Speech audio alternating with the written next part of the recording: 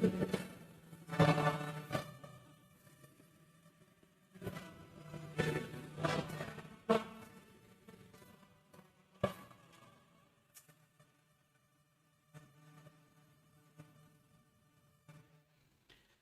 you very much. We may take it to our seats.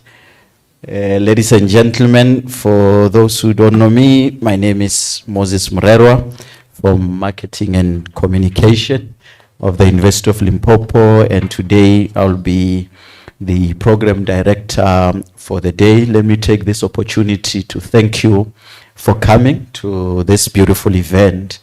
Universities nowadays are also judged by the impact they are making in their communities, and we are seeing the birth of the very same program. Please note that we have our ablution facilities this side to the left. Feel free. And our housekeeping rules are simple. Let's try to keep our cell phones on a silent mode. Maybe if it vibrates, then you can be able to hear the calls. The Vice Chancellor and Principal of the University of Limpopo, Dr. Jeffrey Mabelebele, Deputy Vice Chancellors for Teaching and Learning, Research, Innovation and Partnerships, particularly who's present here, Professor Marlies van Staden, for Teaching and Learning in absentia, Professor Madaje, the Executive Deans of Faculty, in particular the Faculty of Management and Law, who's the host, Professor Umpimetsi Sibanda, Directors of School, in the School of Accountancy, Ntate Mutiambizi, also saw from the School of Law, Advocate Rabatsa, our distinguished guests, international guests, Professor Castelin, as well as Ms. Morgan, representatives of the South African Revenue Service, our very important stakeholder in this regard, representatives from the Office of the Tax Ombudsman, representatives from the South African Institute of Professional Accountants, the Association of Chartered Certified Accountants, representatives from the South African Tax Clinics Network who are present here, including our colleagues from the University of Pretoria, University of South Africa, as well as the Tshwane University of Technology. I see we have esteemed tax practitioners in the house, members of the Executive Management Committee, members of Senate and Council. They are here, academic and professional support staff. I also see our students here. I also saw the friends of the university, members of the media. You are also welcome. You are the ones who make the impact of the university much visible. And we also greet you, distinguished guests, invited guests who are here.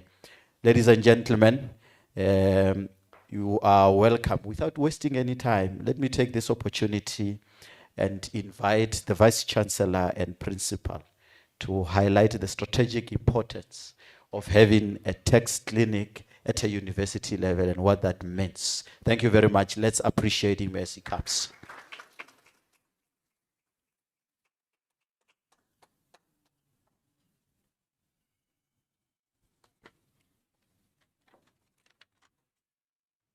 Program Director, and ladies and gentlemen, good morning. I can't hear you. Good morning. Thank you very much, Program Director and colleagues. Mr. Executive Dean, I'm a bit intimidated. I don't normally intermingle with tax practitioners.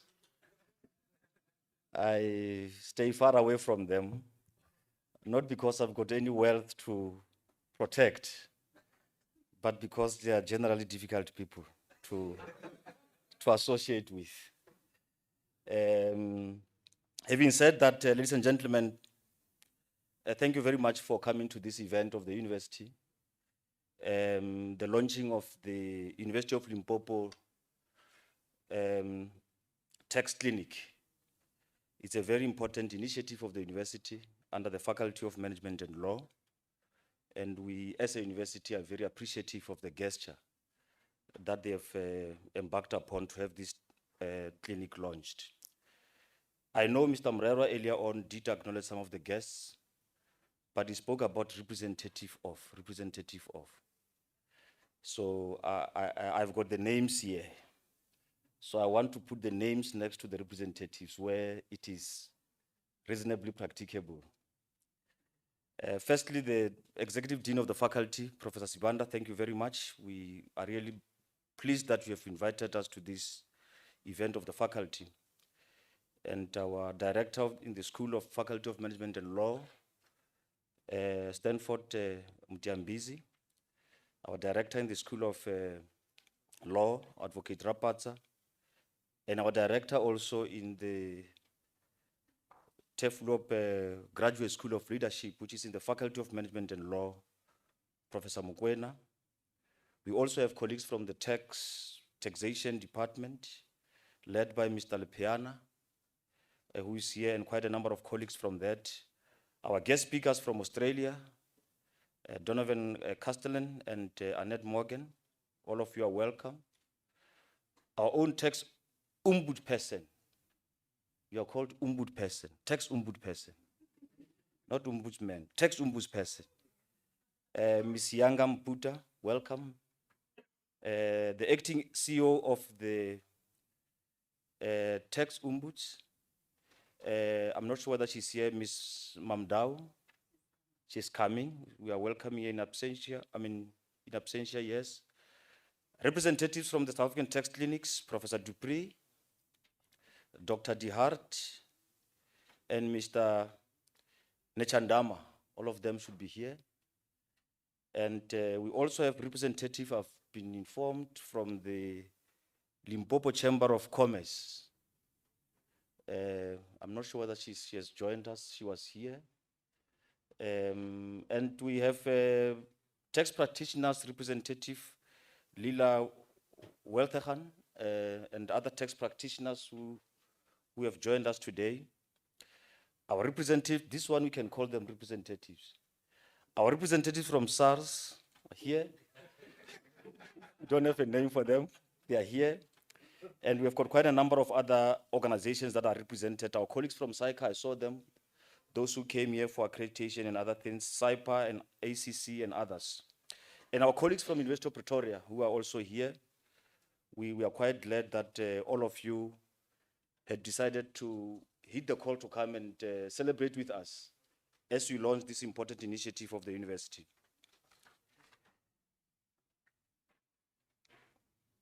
Firstly, I would like to thank the Executive Dean of the Faculty, Professor Sibanda, for extending this invitation to me. Because it's an important initiative, as I've said. During the heydays of apartheid in South Africa, we talked about power in South Africa. Or when we talk about power in South Africa, we were talking about freedom of expression. We're talking about resistance. We're talking also about dismantling of the apartheid state and its ideology of separate development. Post-1994, we started talking about power in the context of building, in the context of reconstructing, in the context of developing South Africa for the better. Our university was at the center of all these two epochal movements, the pre-1994 epoch and also the post-1994 epoch. And it decided to adopt a posture that positions it to rebuild, reconstruct, redevelop South Africa through teaching, research, and community engagements. Today, ladies and gentlemen, we meet here to launch the University of Limpopo Tax Clinic, which is about advancing the broader agenda of South Africa's reconstruction and development. Allow me to start off with the Constitution of the Republic of South Africa, particularly its preamble, which I think is critical. And its preamble says, we, the people of South Africa, recognize the injustice of our past, honor those who suffered for justice and freedom in our land, respect those who have worked to build and develop our country, and believe that South Africa belongs to all who live in it, united in our diversity. We therefore, through our freely elected representatives, adopt this constitution as the supreme law of the Republic, so as to heal the divisions of the past and establish society based on democratic values, social justice, and fundamental human rights. Lay the foundation for a democratic and open society in which government is based on the will of the people. But importantly, and every citizen is equally protected by law. Finally, improve the quality of life of all citizens, and importantly, free the potential of each citizen. Our university fully subscribes to the values and aspirations espoused in the preamble of the Constitution. And we believe that through our UL Tax Clinic, we shall inform our program curricula, our pedagogies in relation to taxation and tax law, our research and community engagement scholarship in fundamental ways. We shall make a contribution as a university to healing the divisions of the past. We shall improve the quality of life of our citizens and free the potential of each citizen, as our Constitution enjoins us to do. Our expectation as a university in respect of the tax clinic that we are about to launch is for this clinic to assist, one, individual members of the community within which the university is located with tax advisory and support services, how they go about in preparing and submitting the famous or infamous IRPF5 forms and other returns that must be submitted to SARS. It must assist our small, micro, and medium enterprises with their tax-related matters, including compliance. Members of the public must be allowed through this clinic to exercise their right of access to information, which is guaranteed in our Constitution. It is my firm view, ladies and gentlemen, that the clinic will enable the various publics of the university to appreciate the role of taxation and tax law in respect of, one, revenue generation for public services and social and economic infrastructure development, the notion of wealth redistribution, in which higher earners are enjoined to contribute a larger proportion of their income to address poverty, inequality, and employment. Encouraging local industry and sustainability of the local industry. And the university in this instance has a responsibility as part of its community engagement function to nurture and to support SMMEs within its vicinity to support local economic development. All of these things university does in order to contribute significantly to the economic growth of South Africa, which is predicated, in my humble view, on the collection of taxes from eligible citizens and international visitors and tourists, including those that were supposed to have declared things that they came with through the airport to other places.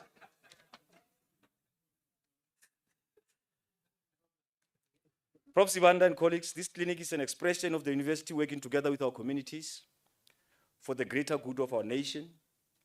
The journey has begun in our view.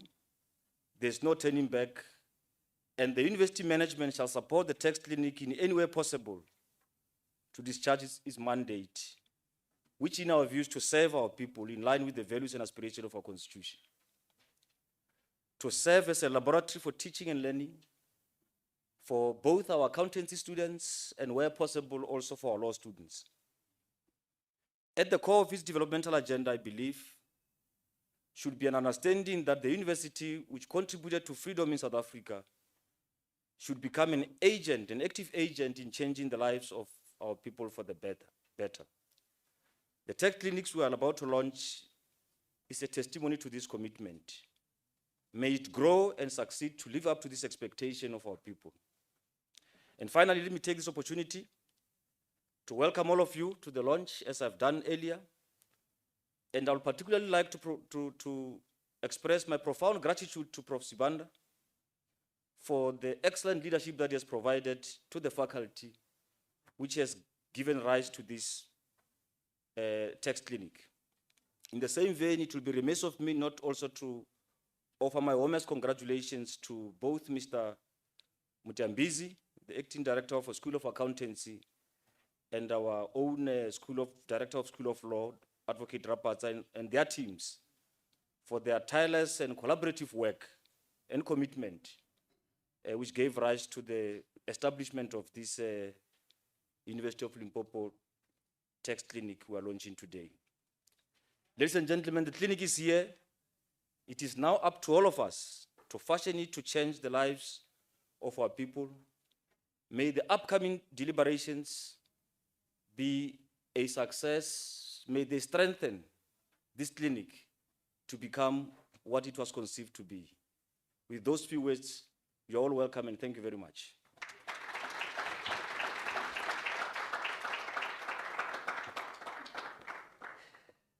Thank you very much, VC, for the official welcome. Now I'm getting a bit anxious, especially about the representatives of SARS. You might, as a penalty, you might receive an SMS that says, "Dear Mavelevele, your SARS income tax, blah, blah, blah, is 100,000 in areas." They might tell you to make the payment via cash or EFT. So, but thank you very much for welcoming us. And if there's one thing I picked is that we anticipate the clinic to enhance our engaged scholarship. And Prof. Van Staden is here to tell us how the research and community engagement can be honed from this project. Ladies and gentlemen, let us please appreciate Professor Marlies van Staden, who is the Deputy Vice Chancellor for Research, Innovation and Partnerships at the University of Limpopo.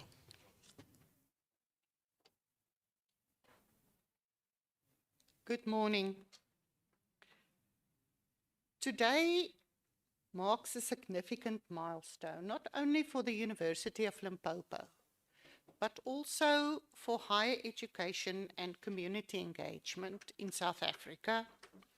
The establishment of what is believed to be the first tax clinic of its kind at a South African university is an initiative that embodies our commitment to social justice, student development, and community empowerment.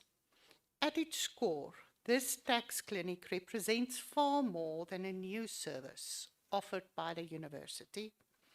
It represents an important statement about who we are as an institution and what we believe our role is in society. It demonstrates our conviction that universities must not exist as islands of knowledge, disconnected from the realities of communities around them. Rather, universities must serve as catalysts for social and economic transformation, using knowledge to address real-world challenges and improve real people's lives. Today, we launch a facility that will provide free tax advice, compliance support, taxpayer education to individuals and small businesses who would otherwise struggle to get access to these services. In doing so, we are taking meaningful steps towards ensuring access to tax information and tax assistance is not only reserved for those who can afford professional service. Taxation is often viewed as a specialized technical field, relevant only to accountants, tax practitioners, and businesses. But the truth is that taxation affects every one of us, whether we are employees earning a salary, pensioners receiving a monthly retirement income, entrepreneurs starting a small business, or consumers purchasing goods and services. Taxation forms part of our daily lives. Taxes contribute to the funding of public infrastructure, healthcare, education, social grants, public safety, and many other services that sustain our society. Because taxation affects everyone, access to tax knowledge and support becomes a matter of fairness and inclusion. Yet many South Africans find themselves navigating an increasingly complex tax environment without adequate guidance or support. For many people, completing tax returns, understanding tax obligations, responding to SARS correspondence, or claiming legitimate tax benefits can be intimidating and overwhelming. This challenge is particularly acute in underserved communities, where access to professional tax services is limited by financial constraints. Many individuals simply cannot afford the fees associated with private tax practitioners. As a result, they may remain non-compliant, unknowingly forego benefits to which they are legally entitled, or experience unnecessary anxiety when dealing with tax matters. It is precisely this gap that the University of Limpopo Tax Clinic seeks to address. The clinic is designed to serve members of the communities within the university's sphere of influence, particularly those that would usually not have access to professional tax advice, such as low-income earners, elderly citizens, small business owners, and individuals with limited knowledge of the tax system. Importantly, the clinic will not only serve the broader community, but will also be available to members of our own university family, employees such as cleaners, support staff, and other workers who may require tax assistance, will have access to services that can help them understand and manage their tax affairs with confidence and dignity. This initiative, therefore, advances not only community engagement, but also inclusivity and social responsibility within our institution. Community engagement is one of the central pillars of the University of Limpopo. It is through engagement that we ensure teaching and research remain relevant to societal needs. The tax clinic provides a powerful example of meaningful engagement. It is not an abstract concept, but a practical intervention that brings the expertise of the university directly into the lives of the people who need it most. When an elderly pensioner receives assistance in understanding a tax matter, the tax clinic will have made a difference. When a small business owner receives guidance that enables compliance and business growth, the tax clinic will have made a difference. When a worker gains confidence in managing their tax affairs because someone took the time to explain the process clearly and respectfully, the tax clinic will have made a difference. These may seem like small interventions, but collectively they contribute to broader goals of empowerment, economic participation, and social inclusion. The launch of this tax clinic is therefore aligned with our vision of finding solutions for Africa. It brings us closer to producing knowledge that matters and making knowledge accessible to society. Equality is important in education, and the clinic will bring educational value to our students. One of the greatest challenges faced by universities globally is bridging the gap between theory and practice. While classroom learning remains essential, students also need an opportunity to apply their knowledge in authentic settings where they can engage with real problem and real people. The tax clinics create exactly such an opportunity.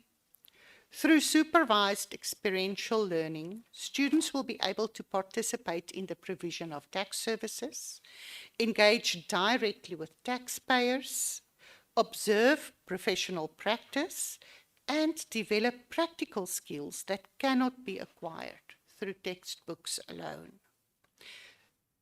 They will learn not only the technical dimensions of taxation, but also the human dimensions. They will learn to listen carefully, communicate clearly, and serve ethically.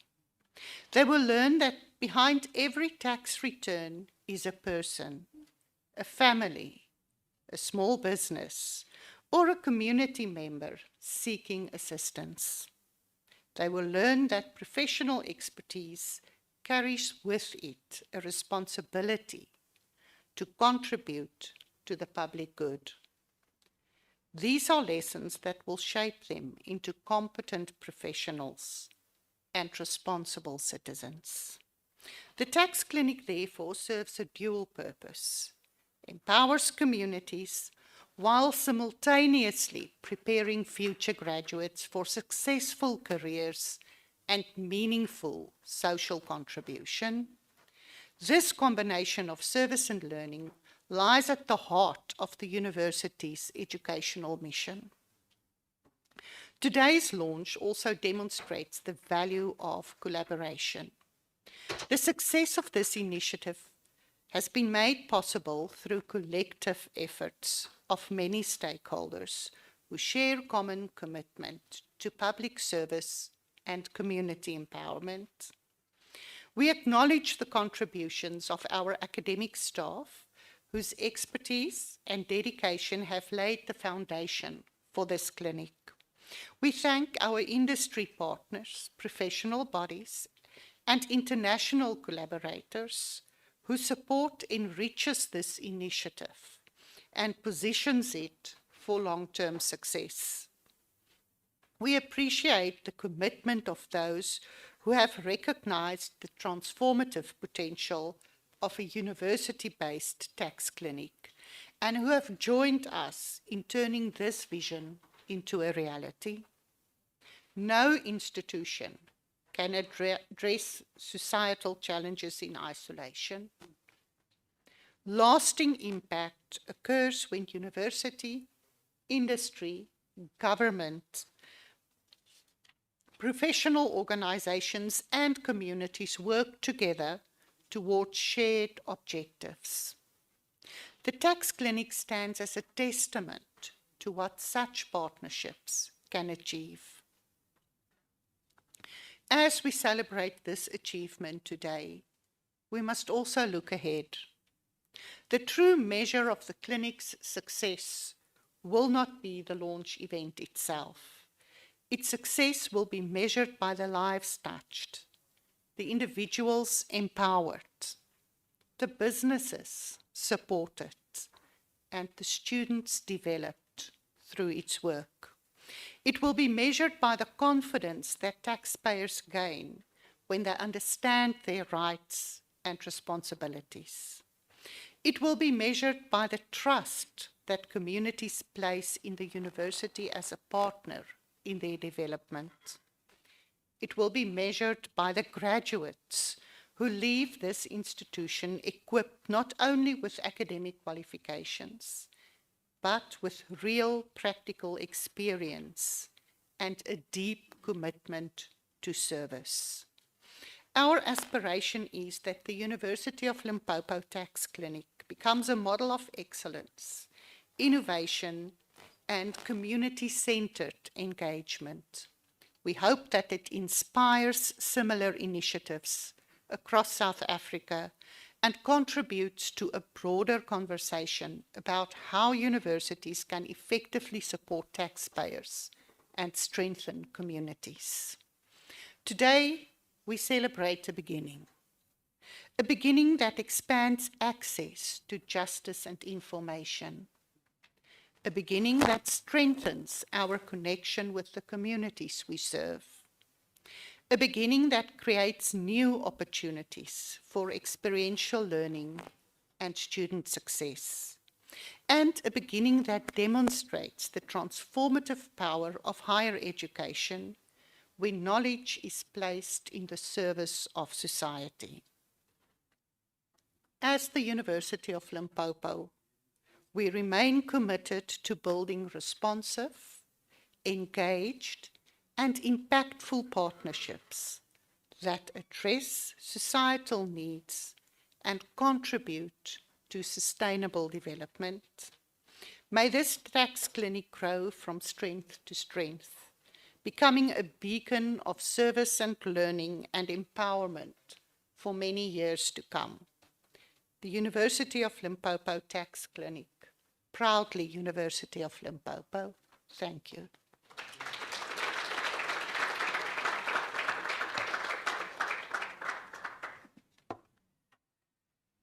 Thank you so much, Prof. Van Staden, the VC.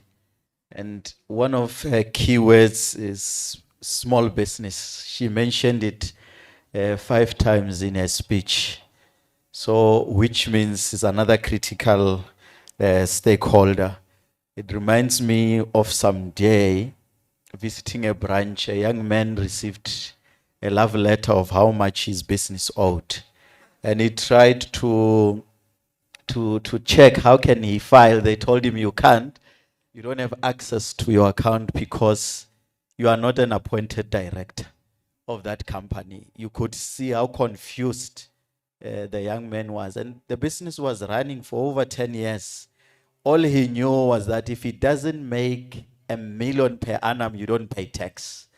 As where he got it, how, and when they told him there are provisional taxes that you need to file the returns, then he said, I pay 100 every year. Then he confused another system. So that shows the critical gap that we have. And I'm glad Prof did mention the issue of also serving the small businesses. Please do not be surprised when the VC left earlier. He has other competing interests. So he tried to be here and there at the same time. So he did register his apology that he would leave immediately after his talk. Prof. Sibanda, please come and illuminate the vision of this tax clinic within the school and the broader faculty, and where is this going to take us as a university, and how best is it going to serve the communities. Ladies and gentlemen, let's welcome the Executive Dean of the Faculty of Management and Law, Professor Umpimedzi Sibanda.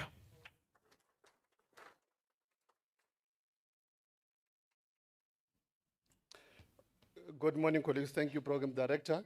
I don't think I'll have a lot to illuminate because a lot has already been really touched on, and I would like to avoid regurgitating what other speakers said.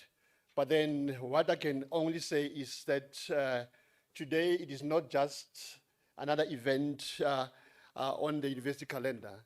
Today is a historic moment, as already said by both the Vice Chancellor and Principal of the University of Limpopo, Dr. Jeffrey Mabelebele, and the DVC Research, Innovation, Research and Partnerships, Professor Marlies van Staden, that we are in a period of evolution of our education in South Africa. Today, we are not merely launching a tax clinic. It is about launching a promise that the University of Limpopo will continue to place its knowledge, its expertise, its scholarship at the service of the society, a promise that access to justice must also include access to tax justice. The University of Limpopo Tax Clinic finds its home within the School of Accountancy led by Mr. Mchembisi and the rest of the colleagues. But then it basically extends far beyond the school itself. It is a faculty strategic initiative that embodies our vision as the Faculty of Management and Law, as a faculty that wants to produce socially responsive graduates through excellence in teaching and learning, impactful research, innovation, and meaningful community engagement. The clinic is where the program director teaching will meet service, where research will meet impact, and where learning will meet leadership. It is where classroom will meet communities, and where academic excellence of our institution will translate into social responsibility. But then importantly, this clinic, it also presents an exciting opportunity for interdisciplinary working. While it is anchored within the School of Accountancy, it creates a natural platform for collaboration with the School of Law and other schools within the faculty and also within the university, basically. Tax administration, it is not only about numbers. It is about the rights, it's about fairness, governance, ethics, and access to justice. And therefore, as the Faculty of Management and Law, we are very proud of this particular landmark initiative. Let this particular initiative, this particular launching, mark not only the beginning of a new direction of the faculty within the University of Limpopo, but also the beginning of a legacy of academic excellence, a legacy of taxpayer empowerment, a legacy of social justice, and a legacy that demonstrates that the University of Limpopo is a university that does not merely respond to societal challenges, but leads in solving them. We are confident that this particular clinic will become a benchmark for excellence, innovation, and community impact, not only within our university, but across the South African higher education landscape beyond, of course, together with other universities and also together with the leadership of Tax Clinic South Africa organization. With that said, allow me to say, let's have a good event. Thank you.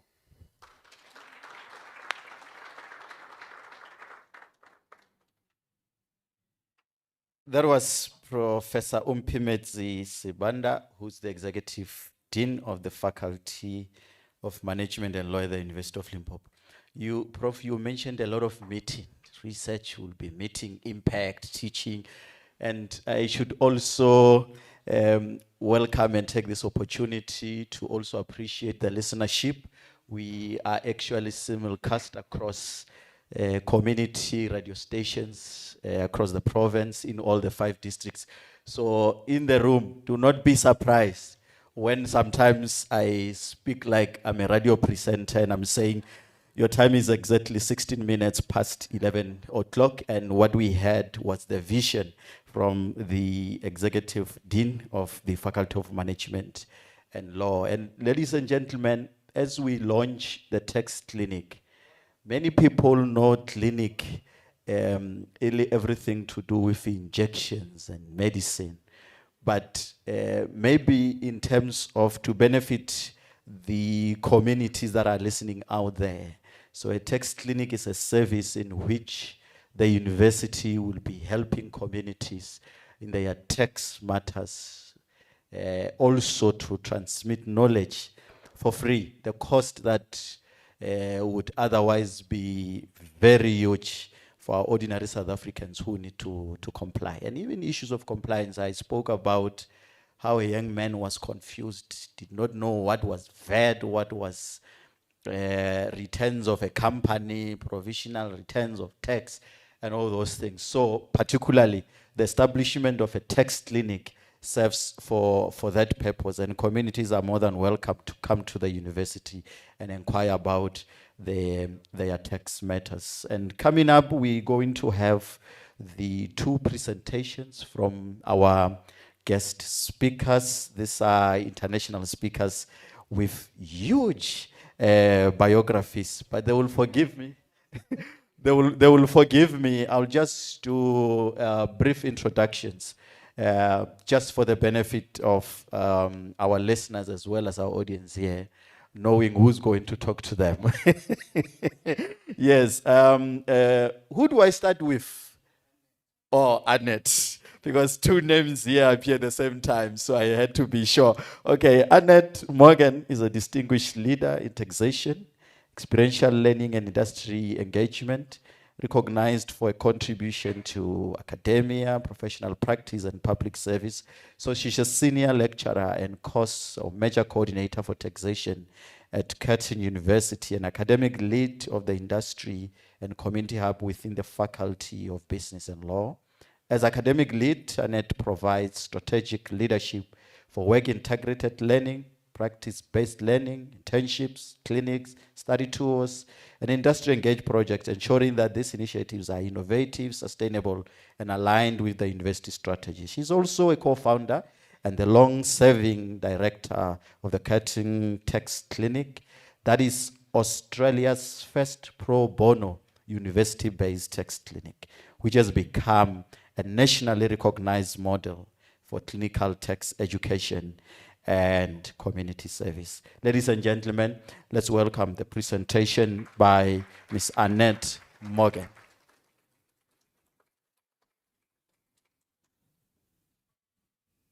Thank you very much for that warm welcome. So first of all, I'd like to say that, we're very honored to be here, Donovan and myself. Donovan is the co-founder of the Curtin Tax Clinic, and together, nearly 8 years ago, we came up with a concept, and we're so proud to see it, now within 20 universities around Australia, funded by our federal government and supported by our Australian Taxation Office and Ombudsman.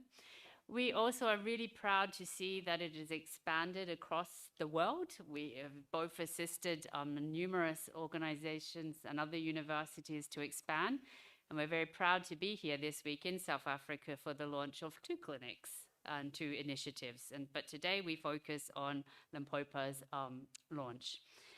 So the Vice-Chancellor, who's disappeared, the members of the university leadership, distinguished representatives of the Tax Administration Office and the Tax Ombudsman, colleagues, students who will be involved in the clinic, community partners, and honored guests. Thank you for the invitation to share this important occasion with you. It is a general privilege to join you for the launch of the University of Limpopo's Tax Clinic. A clinic launch is more than the opening of a new university program. It's a public commitment. It says that the tax system should be understandable and accessible for everyone, not just to those who can afford professional advice. It says that students learn tax more deeply when they encounter the people, the circumstances, and the consequences behind the legislation. And it says that universities have a responsibility not only to study public systems, but to make them fairer. Today, the University of Limpopo joins a growing international movement of universities that see tax clinics as places where education, professional practices, community services, research, and reform can meet. I congratulate everybody who has brought the clinic to this point. The work ahead will not be simple. I've gone grey. I use hair dye. But it will be profoundly a worthwhile experience for everybody involved. My central message today is a tax clinic is never only a place where tax problems are solved. At best, it is 4 things. It is a classroom, a community service, an early warning system, and a catalyst for reform. The tax systems are commonly designed around an image of rational, informed, and capable taxpayers. Somebody who receives a notice, understands it, keeps the right records, meets every deadline, has digital reliance on digital access as we move to digital tax administration. We have just returned from discussions with the OECD in Paris, where our main focus was tax administration 0.30, the digitalization of it. And many people will not be able to conform and comply with it. And this is also where tax clinics become very important. These people know when and where to seek help, but the people who come to clinics often live very different realities. They may have limited income or literacy.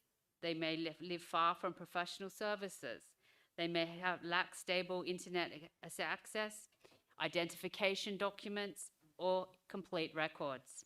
They may be experiencing unemployment, disability, homelessness, family violence, imprisonment, migration issues, grief or serious illness. Some of them have been failed by an employer or a tax advisor. Others simply have been overwhelmed by systems whose languages and processes assume a level of knowledge and certainty they have never had the opportunity to develop themselves. When that person fails to lodge, respond to a letter, or produce a document, the system may label the behavior as non-compliance. A clinic asks a different question. What prevented this person from complying? The shift matters. It reframes non-compliance not automatically as a moral failure, but sometimes as a capability failure, an access failure, a communication failure, and an administrative design failure. The system does not remove personal responsibility. It makes responsibility more intelligent. A fair system must distinguish between unwillingness from inability, evasion from confusion, and deliberate avoidance from exclusion. This is one of the first public benefits a clinic provides. It restores the person to the center of the tax problem. They are also classrooms unlike any other. I am very proud I sit in my tax clinic most days, surrounded by students doing work, and that's where I like to be. As I said, their classrooms not like other, where don't come into a classroom and you sit here and I lecture you for 3 hours and you play with your phones and you watch the latest Netflix in the back and, and when I might ask a question, oh, yes. This is where the students' benefit is often the clearest reason for establishing a university clinic, and it is a compelling one. Students can study legislation, cases, calculations, and administrative processes in a classroom. But in a clinic, they learn when these rules do in a human life. They discover that technically correct answers is not always a complete answer. They must learn to listen carefully, explain complex matters in a plain language, recognize vulnerability, manage uncertainty, provide confidentiality, work within professional boundaries, and understand the power imbalance between an individual and the tax authority. Experiential learning changes how students understand fairness, ethics, and professional responsibility. It asks them not only what does the law say, but also who can use this law? Who is excluded by the process? What happens when an apparently neutral law meets unequal circumstances?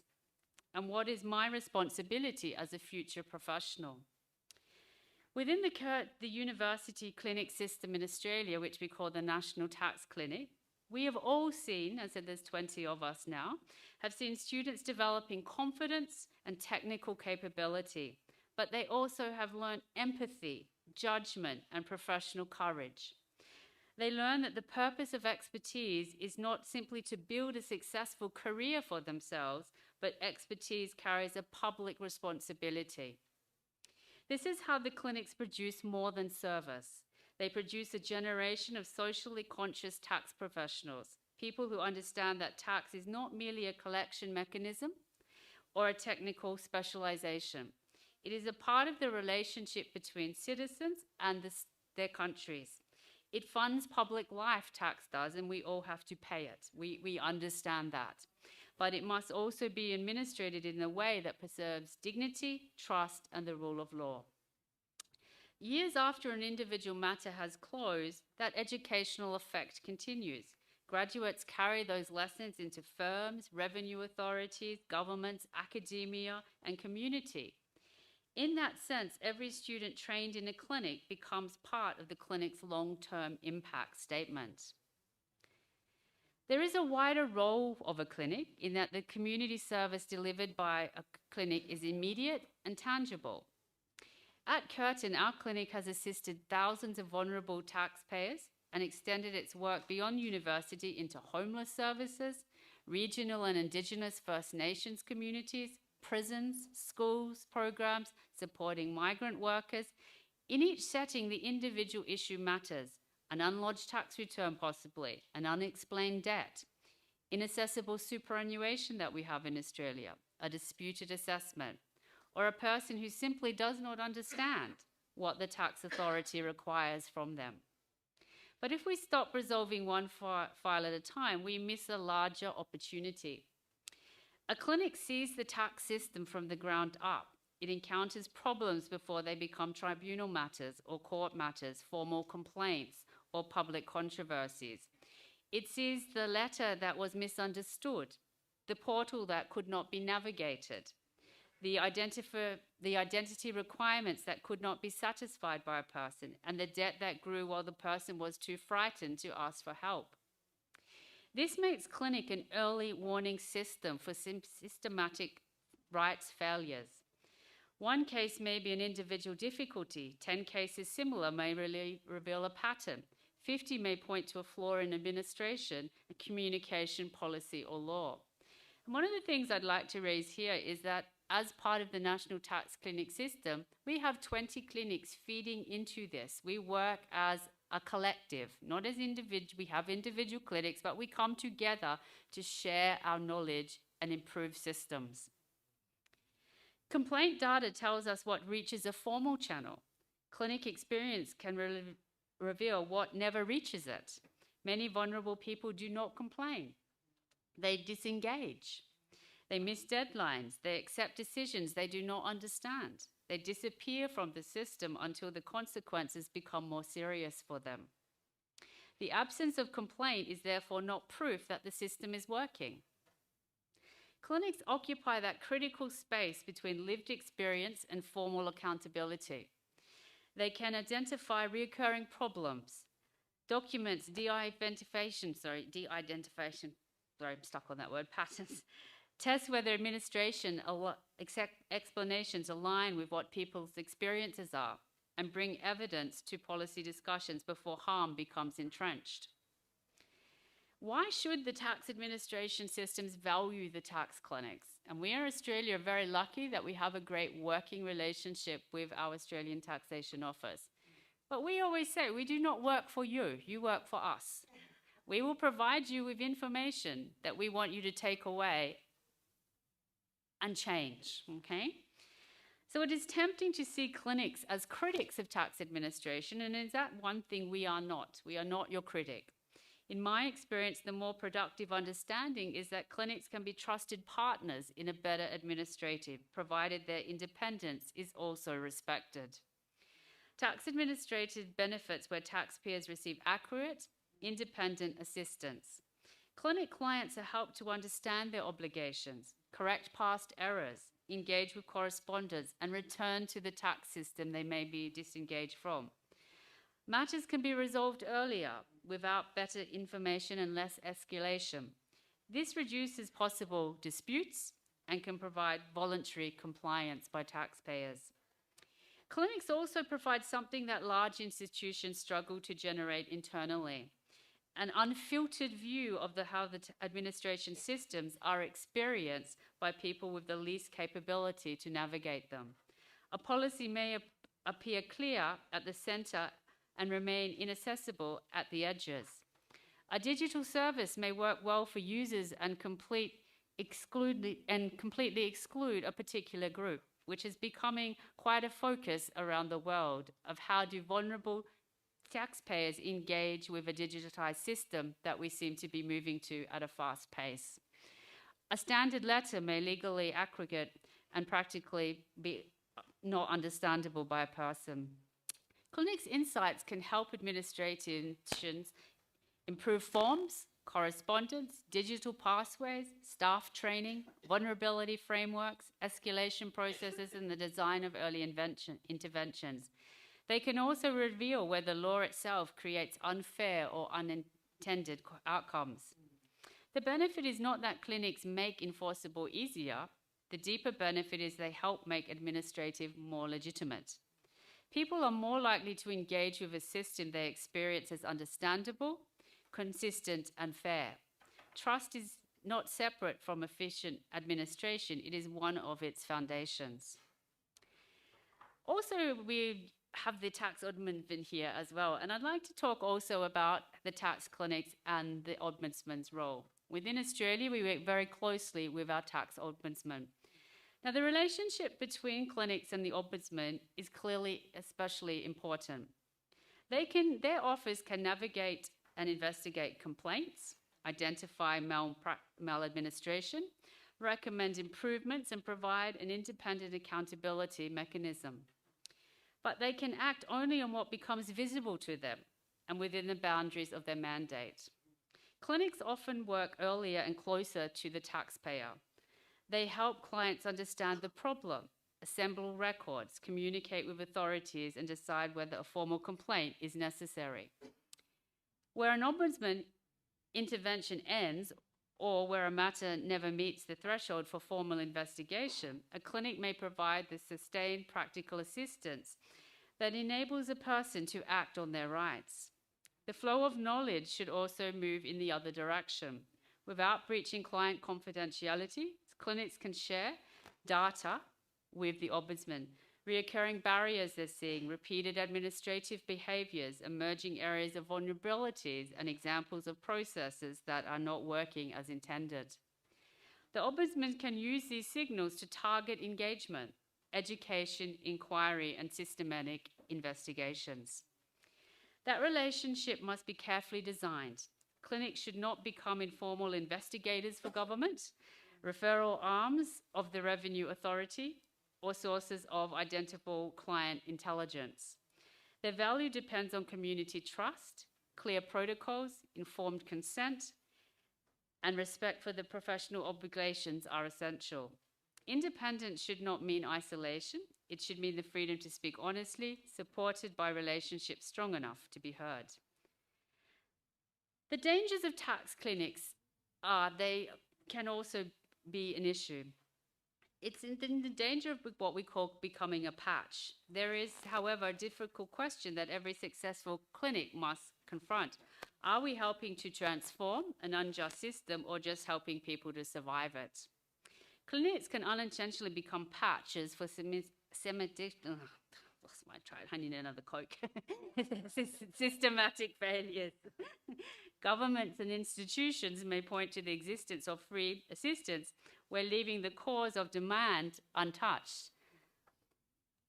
So people can be pushing clients to you and asking you to help them as a clinic, but not looking to why are we pushing so many to you? Why is there this demand that is needed? So universities may celebrate client numbers without asking why are so many people requiring crisis support from us. A clinic may become so occupied with urgent casework that it has no capacity to analyse patterns, publish its findings, or advocate for reform. And they are very important things clinics need to do. You need to advocate for the clients and the things you're seeing. You need to publish your findings. You need to let the work, academia, profession, authorities know what is happening. We should therefore resist measuring clinic success only by the numbers of appointments, returns, objections, or matters that we complete. These figures are important, but they are not enough. We should also ask, what reoccurring barriers did we identify? What processes changed because of our evidence? What communities became easier to reach? What did students learn about justice? What problems should no longer exist next year? So are tax clinics an admission of system failure or a catalyst for reform? They can be both. They very much necessarily tell us that formal rights do not always translate into practical access. But their contribution may not end there. By converting individual experiences into systematic knowledge, clinics can work to close the gap between the system as designated and the system as lived.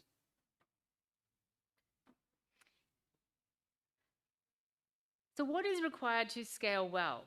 If clinics are to fulfill this wider role, they need more than goodwill.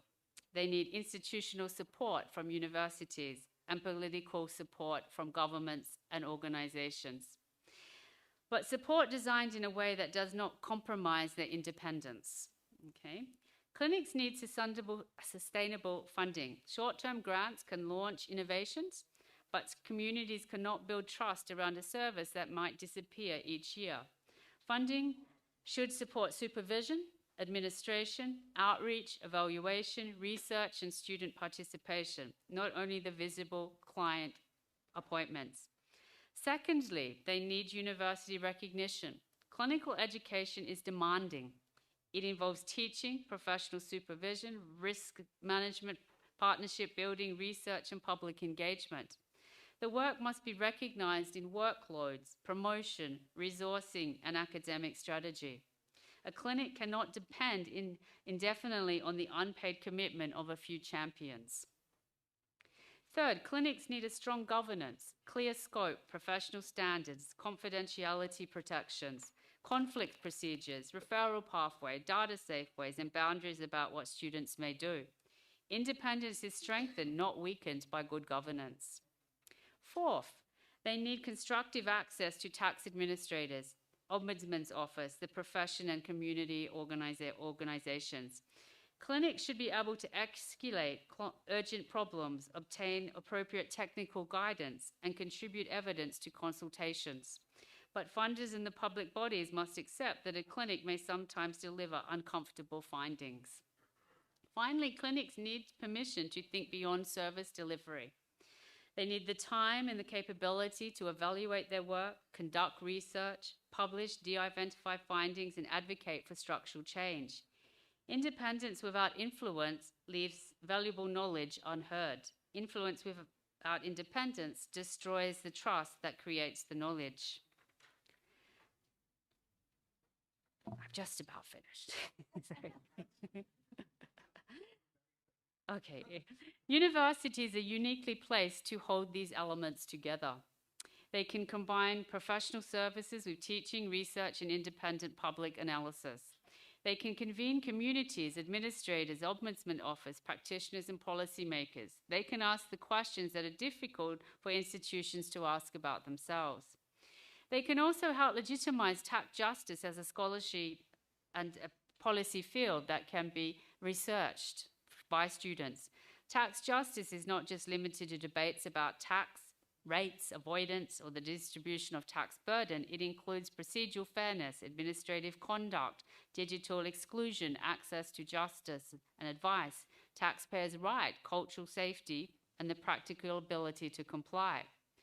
A university clinic can turn frontline experiences into evidence. It can show what appears to be an isolated tax problem may be connected to poverty, labor conditions, financial exclusion, family violence, disability, incarceration. It also demonstrates that interdisciplinary responses are also essential. For the University of Limpopo, this clinic creates an opportunity not merely to adopt a model developed elsewhere, but to shape the model grounded in the reality of this region and the communities that you serve. The most powerful clinics are locally responsive. They listen before they design. They build with communities, not simply for them, and they allow local experience to contribute to the national and international debates about taxpayers' rights and taxpayers' administration. As this clinic begins for you, I wish to offer 5 challenges. Be excellent in the individual matter because every client deserves careful and respectful assistance. Look for the pattern behind the matter because repeated problems are evidence. Protect your independence and your client's trust because without them, the clinic loses its moral authority. Teach students to see law and power because technical expertise without ethical awareness is incomplete. and use what you have learnt to improve the system, because the clinic's highest ambition should not be to manage the same injustice more efficiently. There will be pressures to demonstrate success quickly. Remember that some of the clinic's most important aspects will take time. A student who chooses a career of public service, a taxpayer who regains confidence to engage with the system, an administration process altered after a pattern is documented, a community that begins to trust a university as an ally. These are forms of impact that cannot always be captured in a single reporting period. A tax clinic begins with a simple act, one person sitting with another and saying, "Let us work through this together." But from that act, much more can follow. A client can move from confusion to understanding, from exclusion to participation. A student can move from knowing tax laws to understanding justice. A university can move from observing inequitable to helping to address it. And a tax administration can gain insight into the difference between the rules it issues and the experiences those rules create. As an individual case can become evidence for structural reform. This is why today matters. The University of Limpopo's tax clinic is not operating a service. You are creating a place where rights can become real, where professional education can become a public service, and where the experience of people at the edges of the tax system can inform decisions at its center. My hope is that this clinic will be courageous enough to assist, curious enough to investigate, independent enough to challenge, and the collaboration enough to change what can be changed. To the students who might be sitting here today who will serve in the clinic, never underestimate the trust the client places in you. To the supervisors and university leaders, protect the space in which this work can flourish. To the tax administrator and the tax ombudsman, listen closely to what the clinic learns, and to the community. This clinic exists because access to justice should not depend on income, confidence, or proximity to power. I do congratulate you today and to everybody who's made this launch possible. I look forward to seeing the clinic not only become a source of assistance to your community, but a respected voice for fairness, dignity, and reform within South Africa and across the international tax clinic community. So on behalf of Donovan and myself, as the founders of the clinic, the first clinic, we welcome you to the International Tax Clinic family. And for those, thank you. And for those, and I'm sure Donovan will also speak about this, part of your role is to educate. And some of the things that we have done in Australia is created resources for children. We've talked about here today people not understanding tax. And if we don't educate the youth, the young, they will not understand either. So our education in tax starts at a young age, not starting when somebody becomes a taxpayer. So I would like, on behalf of Donovan and myself, to gift you these books, and may we hope to see some South African versions of these books in the near future.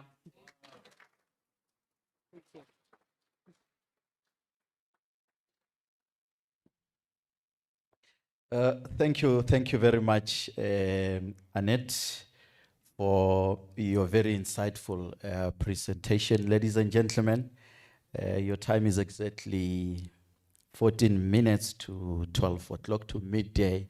That was a presentation on the success of tax clinics. Annette was giving us an Australian experience of what it takes to run a tax clinic and how does it benefit. And for the very second presentation on the same matter, I'm going to invite Donovan. But before that, let me let you know that this is a special broadcast. We are live from EduPark campus of the University of Limpopo as we launch a tax clinic, which is basically a center that is going to assist you communities on your tax issues. As a clinic, it's a health center. We're going to look at the health of your clinic, and my name is Moses Murero, coming to your ears. Coming up is Donovan Castellan, who is a senior industry fellow in taxation at the University of Tasmania, director of Utas Tax Clinic. He's also project lead for the West Coast Financial Literacy Project and an honorary professor at the University of South Africa. He's also the co-founder of the Curtain Tax Clinic, an initiative recognized as the part of the broader impetus for the establishment of Australia's National Tax Clinic program.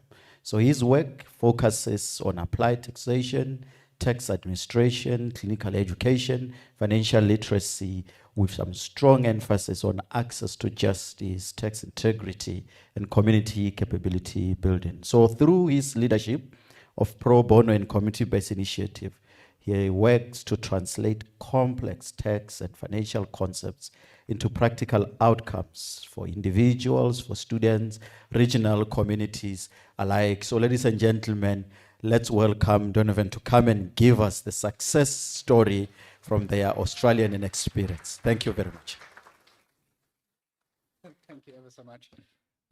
Delegates, I have a very envious task. In fact, there are two envious tasks that I have for you today. Firstly, I stand on those that have come before me. So now I'm going to have to impart something new and novel, given the immense information that you have now received over the course of the last hour and a half. And secondly, I stand between you and lunchtime. So I have 14 minutes in order to make us all feel happy and hungry. But I think I'm up to that task.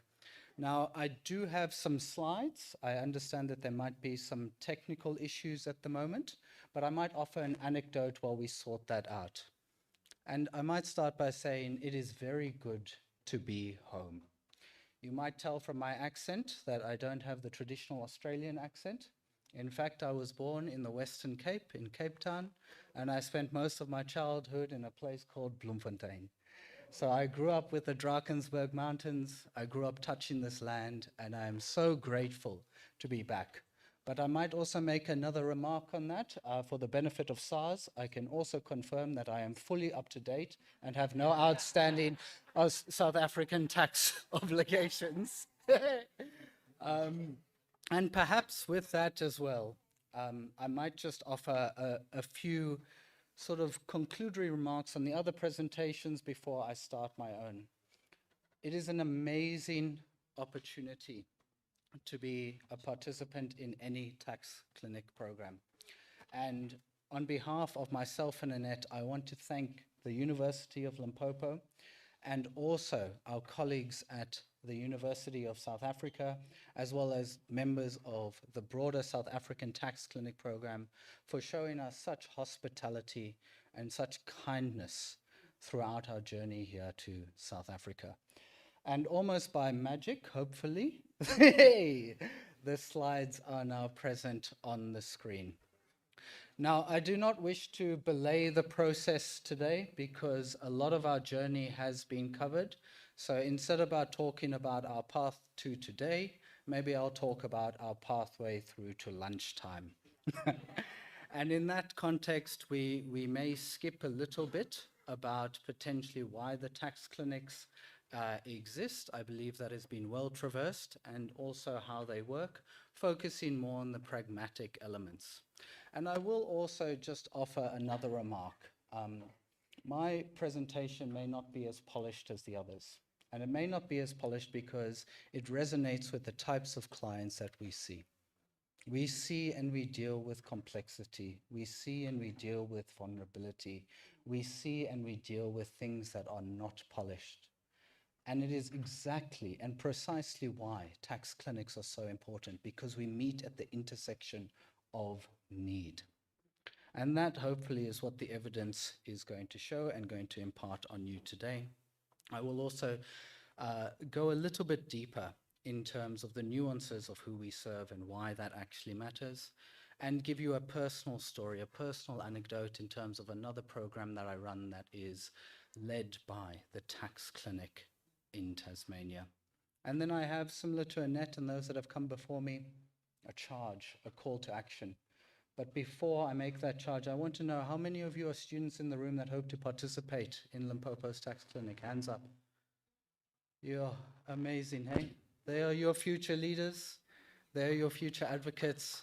There are those that participate in the system with empathy and with grace. Thank you for being here today. It's very important. This is for you.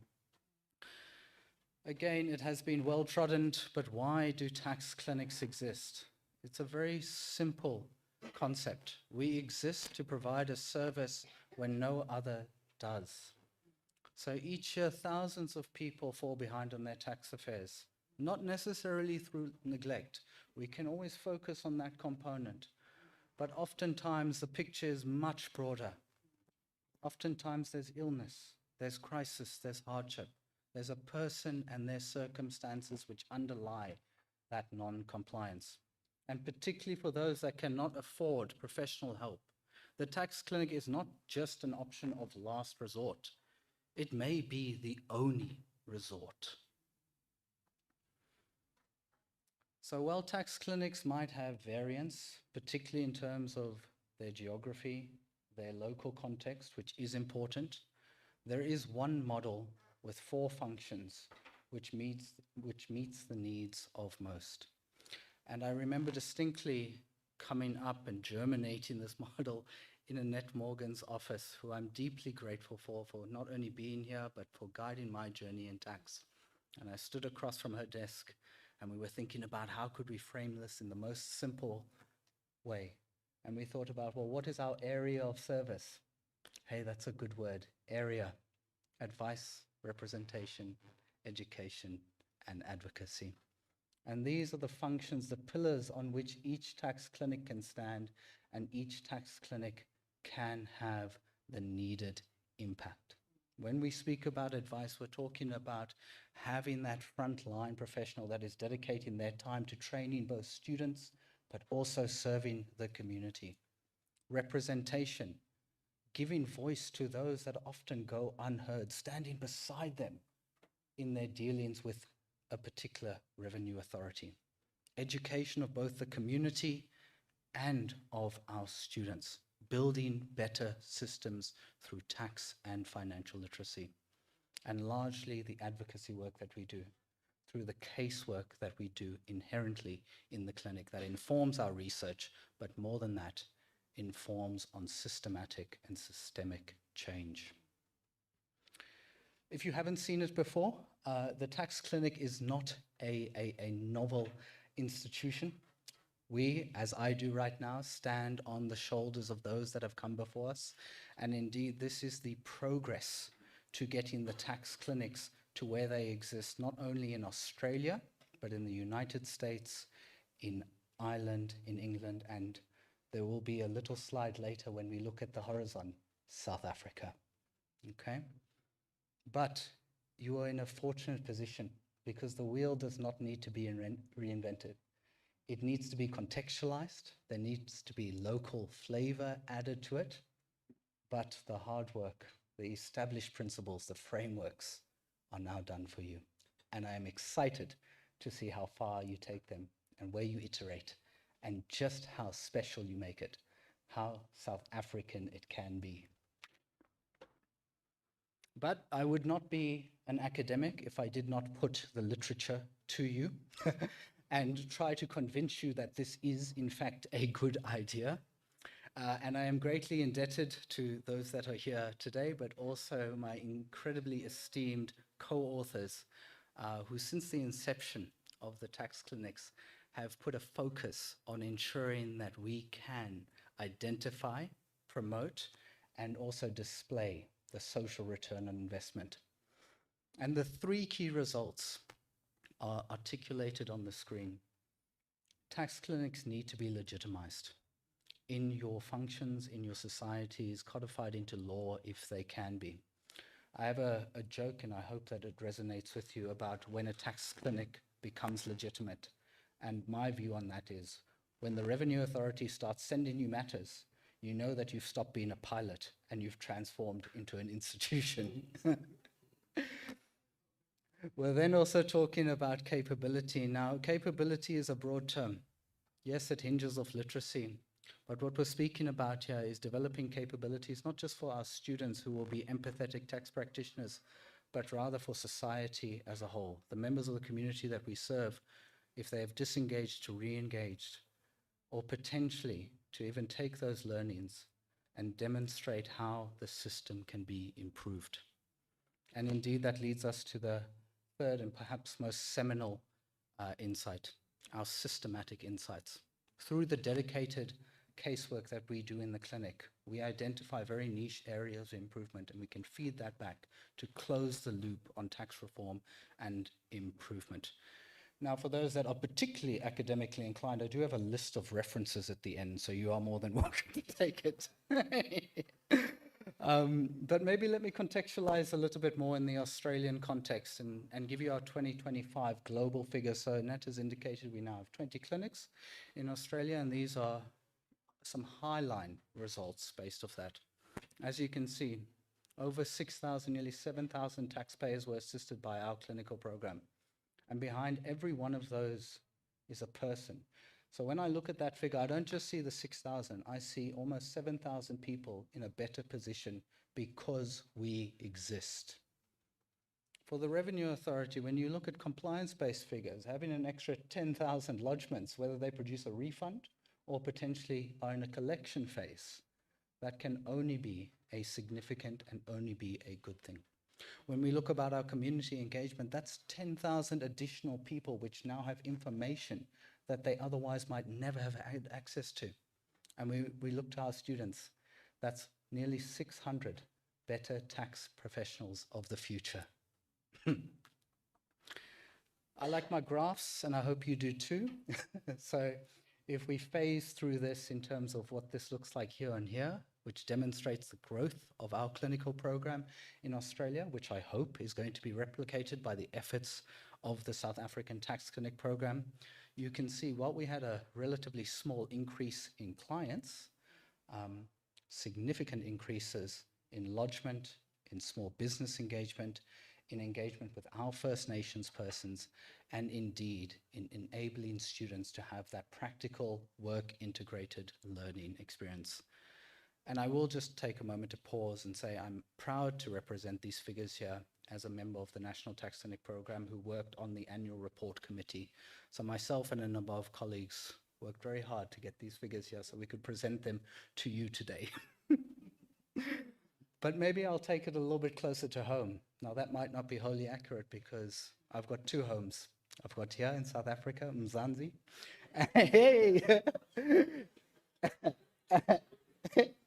And I've got my home in Tasmania. So I'm not sure if you know where Tasmania is, but when we talk about Tasmania, there's not much further places you can travel and still be on this planet. But that's where I live, in a small island off our bigger island. And if we think about the same time horizon, sort of 2023 to now, we've had the privilege of assisting 900 odd people, 800 plus returns for them, which has produced on average, when they're in a refund position, almost 2,000 Australian dollars. Now for context, that's not just money in the pocket, that's rent for a whole month. That's a heating bill, it gets very cold over there, again for a quarter of the year. That's a car registration. That's money that otherwise would have been left undeclared. And if we're getting even more into the value that we, as a very small component of the National Tax Clinic, generate, when we put it into dollar figures, we are returning on our $100,000 investment from the government at least double that, $250,000 back into the community each year. So when we're thinking about funding, $5.4 million was allocated by our federal government to 20 clinics over a 3-year period. And in just 1 year, the figures on the other page present that we, I think, are well worth that. But there's another figure that we didn't see, and that's how many engagement hours. 13,000 engagement hours based off all of our clinics participating in both direct client-facing matters and service to our students. There are very few other institutions which can have that level of return for such a minimal investment. So if you are considering funding the tax clinics, I promise you it pays the dividends. But what do the people that walk through our door actually look like? Financial hardship or low income, incarcerated persons, First Nations people, survivors of financial or domestic abuse, and those that face financial literacy challenges. So what we all strive for is actually not necessarily to have a building or a place. And that's why I'm so impressed with UNISA as well as Limpopo, but meeting the need where it exists. And that's what we seek to do in the National Tax Clinic program, and in particular in my program. We're student first, we're out in the community, and we go to where the need exists. Now, I have belayed the point on the student dividend, but just to make it again, when students participate, when you participate, or when you will participate in the program, not only will you develop those technical capabilities under professional supervision, but you will grow to be more technically capable, ethically grounded, and community-minded. And that extends to experiences far beyond just the classroom, out working with First Nations people and migrants, to South Africa or your country, to community information sessions, and indeed to very remote and regional areas of your country. And the reason why I've chosen this project here is because geographically it's relatively similar to Limpopo. Okay, it's on the outskirts, it's hard to reach, services are very limited, and it requires unique solutions for unique Limpopo or Polokwane-based problems, similarly to the West Coast. So over here, my face might be cut off there, but the book that we're holding, it's not one we've given, but is actually a guide for that community. It's their money confident guide, where we listen to the community and we develop this resource base specifically on their needs. But what makes these problems work? And again, the point has been well made, but you need public funding, but that independence of delivery. You need to have these programs embedded in your curriculum, and fundamentally, you need to form trusted partnerships with all of your stakeholders, SARS and the tax ombud being of particular importance. So as we look beyond to 2026, my hope, our hope, is that South Africa has a flourishing tax clinic program as a collective working together, part of and extending that global network, and a level of permanence. Now, I'm not a scholar of South African law, but I have done a little bit of research there, and I will say you have a very unique architecture that enables it. Your constitution demands that there are public administrations embedded into this country which meet the needs of the people. You have a very well-rounded and articulated Tax Administration Act, which strikes at the core of taxpayer rights and obligations. And since 2013, who have you had? The tax ombud as well. So the tax clinics are a natural extension and indeed close the loop for this wonderful country. But don't take my word for it. Let me plagiarize the words of my students. And I will read this verbatim, but I'll give you some context. This was after a rather demanding client that we met, a client that had faced significant brain trauma as a result of being in incarceration. And all they required from us was just help updating their details online. But to do that simple task, they faced so many hurdles, barriers, shame, until they found us at the tax clinic. And the student reflected on that, and they said, the biggest takeaway from the meeting was not the knowledge of taxation, it was humanity. Our role should go beyond calculating refunds or lodging returns. We should care about our clients and our communities and use our expertise to make a difference. I walked out feeling powerful, not having power over someone, but powerful for someone. And that is the true power of the tax clinic. Let me close with this then. To those in the room, if you are working in the tax clinic and you know someone who needs help, make that recommendation. If you're in industry, consider partnering with your local tax clinic. And for everyone else, bang the drum as loudly as you can. And please remember, it's my favorite quote of all time. It's not just doctors who save lives.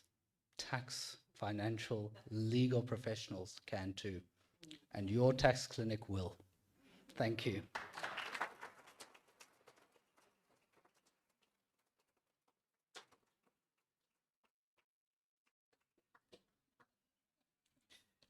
Thank you so much for your short presentation. You're so kind and generous, and we really appreciate. Ladies and gentlemen, that was the co-founder and director of the Cutting Tax Clinic, giving us the experiences they have from Australia on the success of running a tax clinic, some of which I think already it tells those who are going to work on the project that they've got a lot of work to do. And I can tell you, in South Africa, we have a challenge in terms of several issues to do with tax. I was looking at the numbers, and it shows that for the first time, SARS managed to collect 2 trillion, which means all this time, all these years, South Africans are not really paying tax, eh? And it's not because some don't want to, because some of the research shows that it's not like they don't want to, they just don't have enough information on issues of compliance and related that. And 40% of this share, apparently it's contributed by ordinary working South Africans through personal income tax. And 66.87 is South Africa's voluntary tax compliance index. So that tells you that around 33% of South Africans, they are forced to pay tax. They don't voluntarily go visit SARS and inquire about their tax matters. Only and only when they receive "Dear Taxpayer" love letter, of which I think most of us have received, that is when they think about their tax matters, because that SMS ordinarily has a figure and it tells you that you may pay via EFT or cash, or as soon as possible make arrangements, payment arrangements. And if you don't, some of these people would have changed their numbers, their email addresses. There is no correspondence that they receive. SARS keeps sending until SARS thinks it's enough. Now we are sending collectors here. That is when now people realize they owe hundreds of thousands in tax penalties. But bringing the stats home, Prof, in Limpopo province, it shows that only 57.25% are voluntarily paying. So you can see that 43% somewhere there in this province, hey, we have got serious problems. So that is why this project is both timely and relevant and important, critical that it is being launched. And communities should know that this service is meant for them in order to understand the tax affairs. Because when Prof. Staden gave her remarks, she did indicate what happens when people pay tax. And just about everything else, it's money from tax. So I'm looking at my time, and it's currently 10 minutes after 12 o'clock midnight. Thank you so much. If you're still tuning in, you are listening to the special broadcast of Tax Clinic launch of the University of Limpopo, and we are live from EduPark campus in Polokwane. My name is Moses Mrerwa, so I'm your program director and I'm your presenter on your radio. So those who are in the room, whenever I tune into my radio voice, they get a little bit confused, but it's fine. I'm catering to those who are also listening to us on radio. And I'm going to take this moment to throw it back to the studio, to you, Whitney, for an ad break. But before that, I want our listeners to know that when we return from an ad break, we are going to sit in a panel discussion where, in actual fact, we are going to have representatives from SARS, the tax ombudsman, from tax practitioners, who are going to talk into details to issues of tax, and you don't want to miss this, our good listeners. Whitney, over to you in studio for ad break. And as I continue from this side, when they are no longer hearing me on the other side, we are continuing with the program, and our theme for the panel discussion, we are going to discuss tax clinics as catalyst of access to taxpayer rights, social justice, and compliance. And to help drive this panel discussion under the aim to provide a foundation for establishing a tax clinic in South Africa within a university in a rural context. I know from your programs you'll be like, hey, he's being creative with the aim. We are an international university. I must make that clear. We are an international university, not a rural university. We are perhaps a university that is uniquely positioned in a rural context to address important issues such as tax matters. That is why we are launching a tax clinic today. So I'm going to invite Ms. Bella Ngobeni, who's a lecturer in mercantile and labor law from the University of Limpopo, to come and take over the driving seat for this first round of panel discussion. Ms. Ngobeni, as they appreciate you to come to the stage, you will come and also introduce your panelists. Let's appreciate Ms. Bella Ngobeni.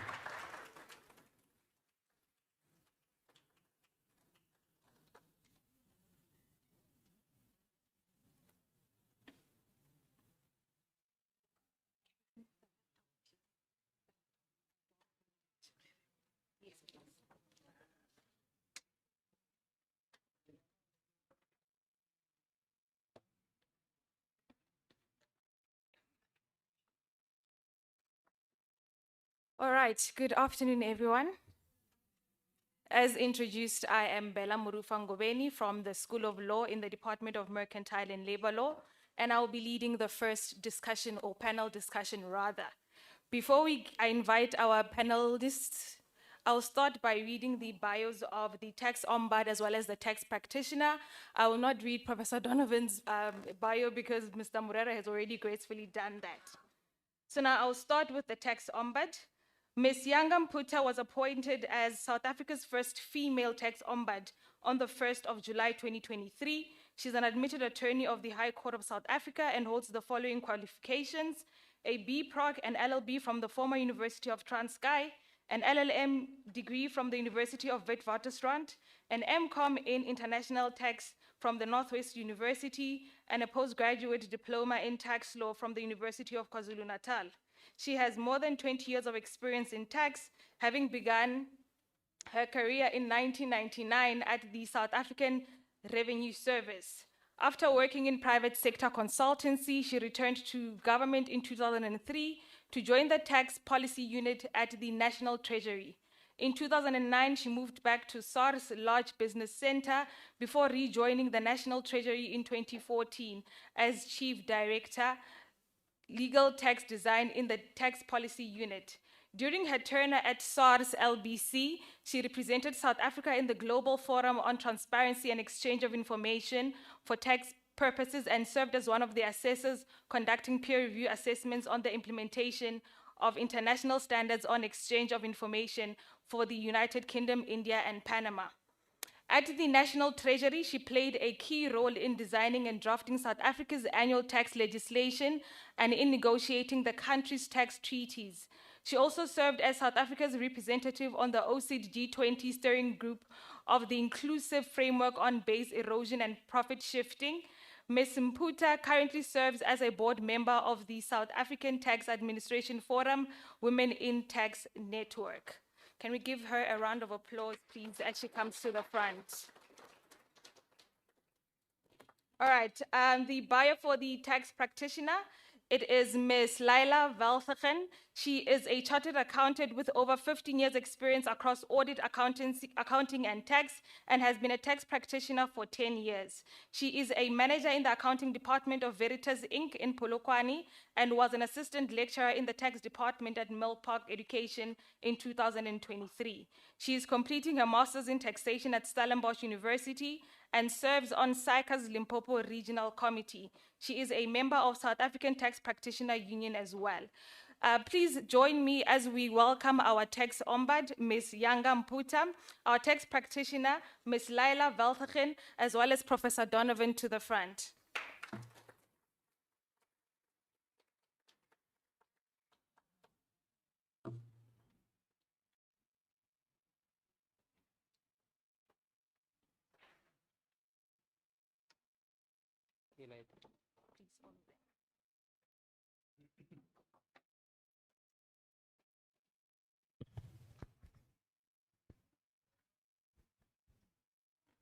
All right, so we will start with our opening statements. I'll give each panel member 3 minutes to deliver their opening statements, starting with Professor Donovan on my left. Beyond the presentation that I've just given, I don't have much more to say. Feels like I was just up here.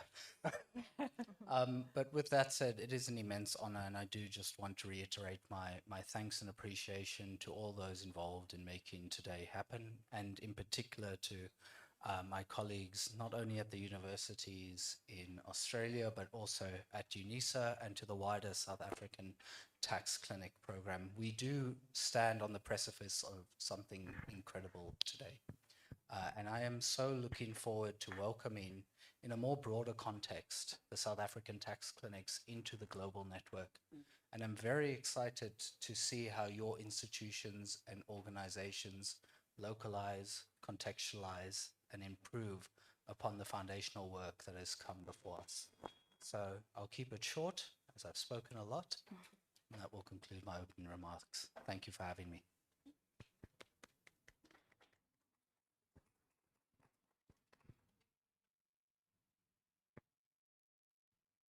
You can go next. Thank you. I am a registered practitioner. I'm a chartered accountant.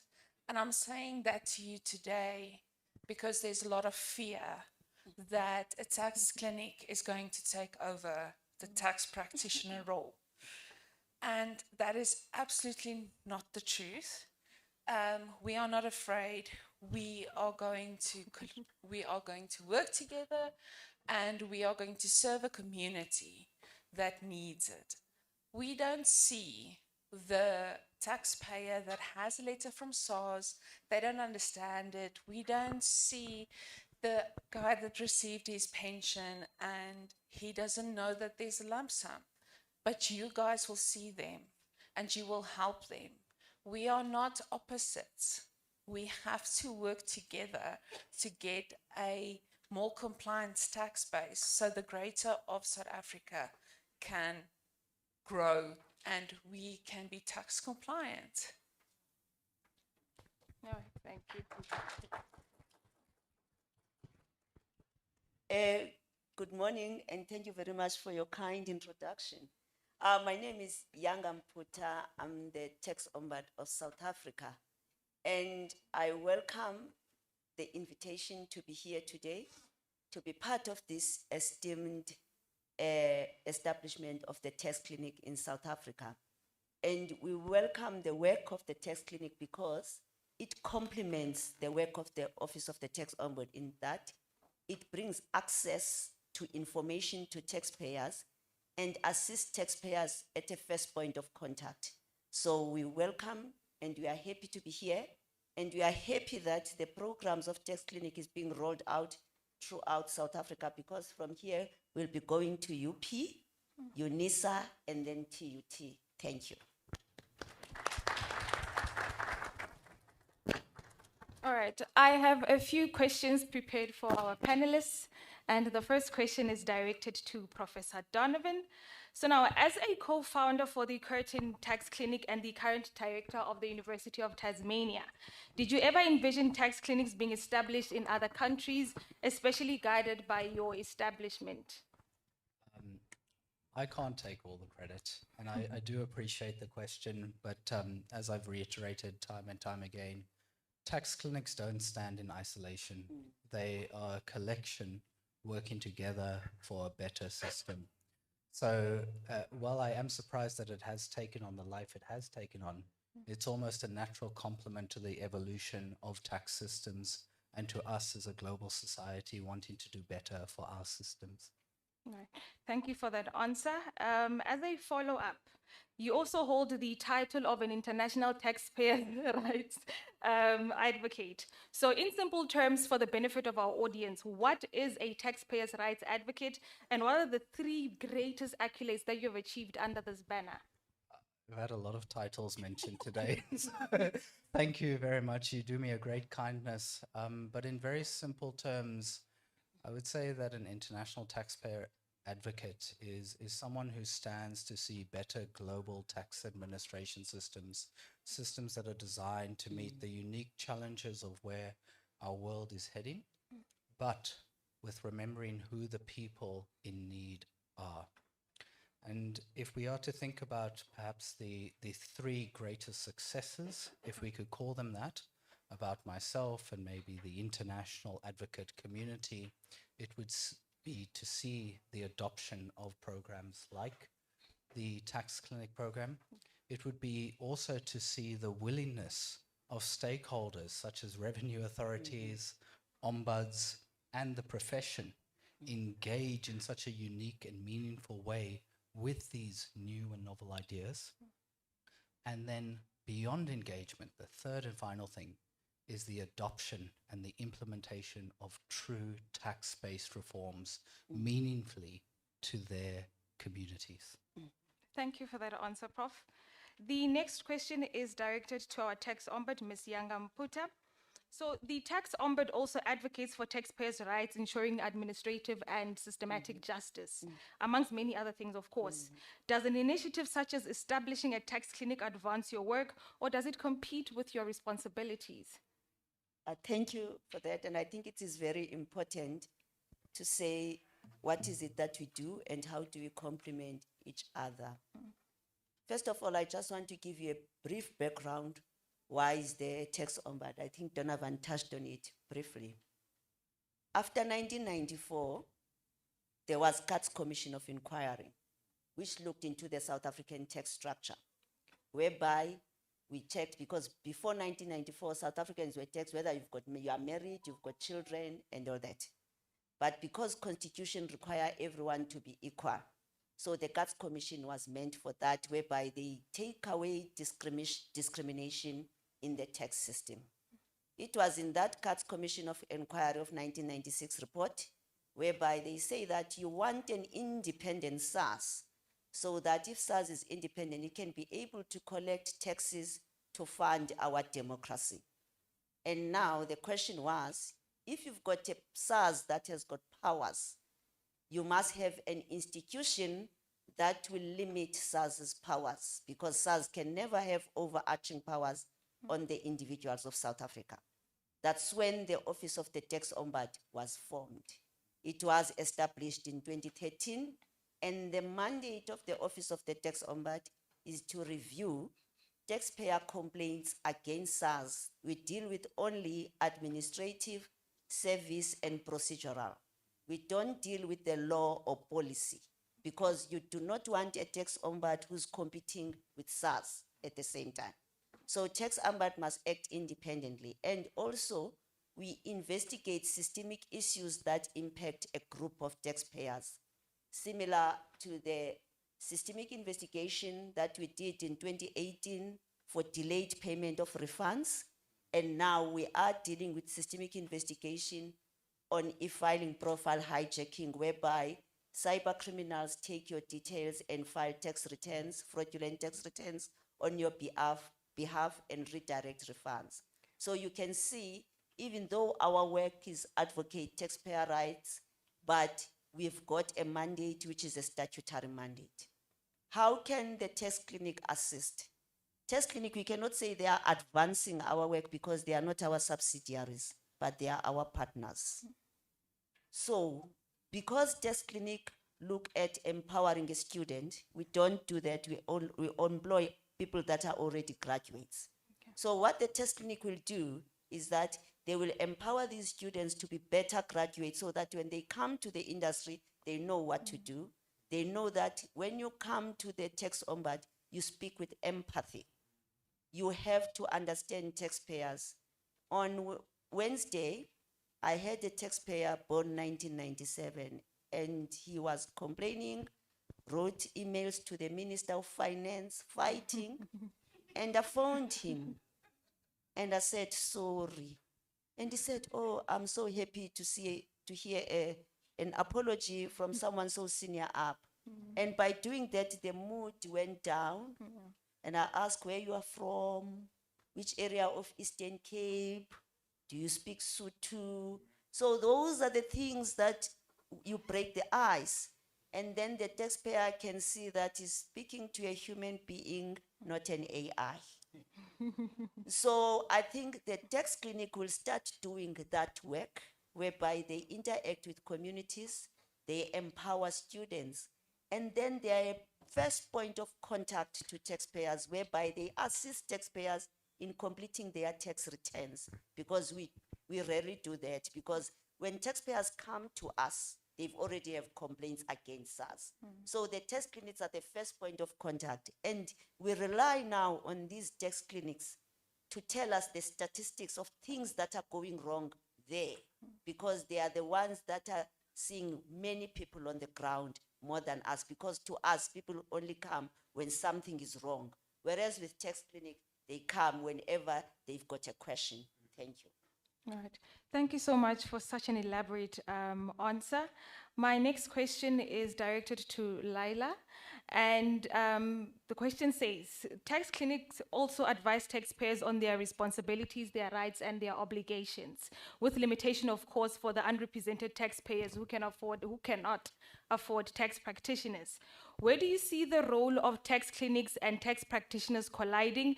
Where would they be an overstep? And in the case of collision or an overstep, how do you think we can resolve such?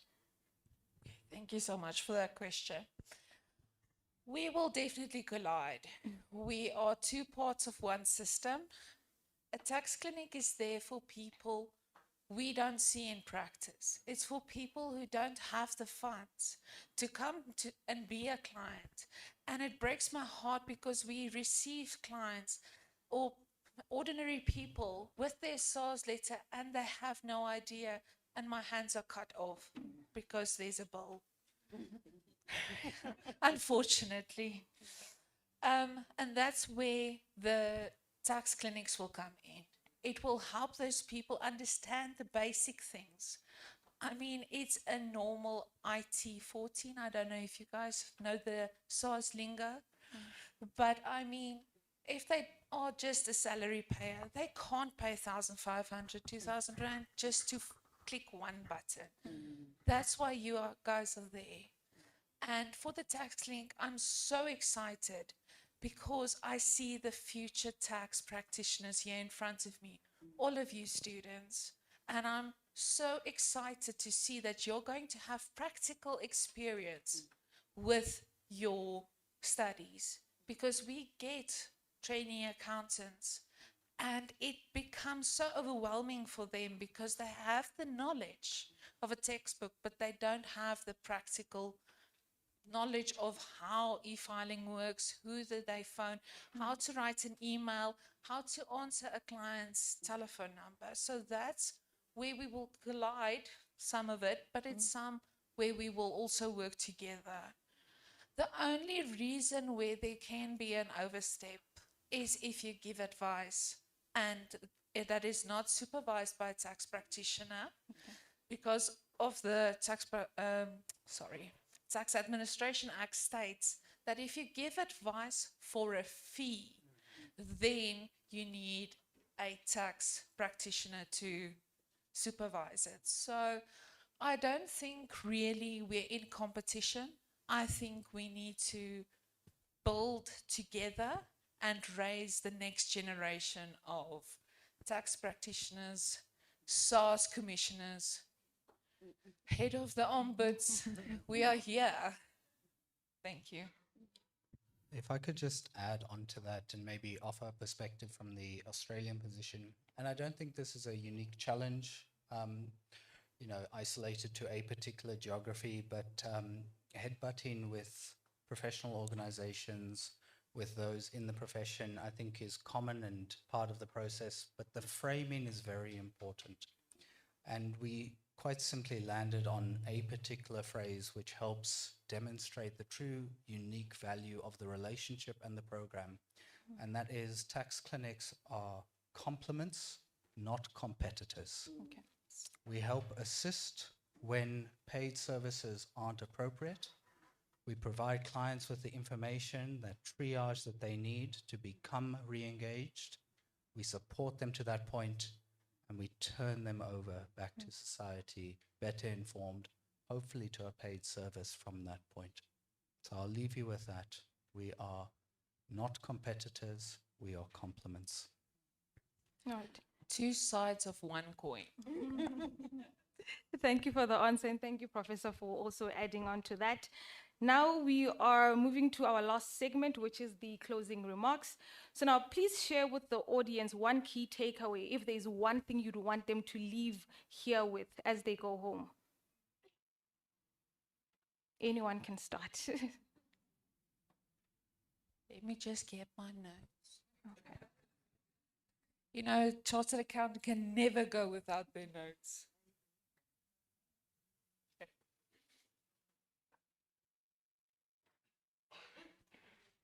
I'm happy to jump in very quickly because I've done a lot of speaking today.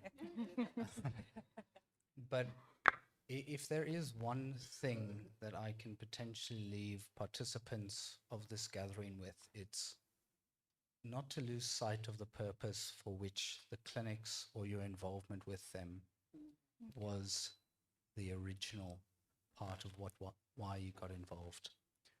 Things will grow, they will develop, they'll become more complex. But if you keep your North Star to purpose, and in my case, that's very much grounded in people, the direction will always be clear. Yeah, can I go on? You're my hero.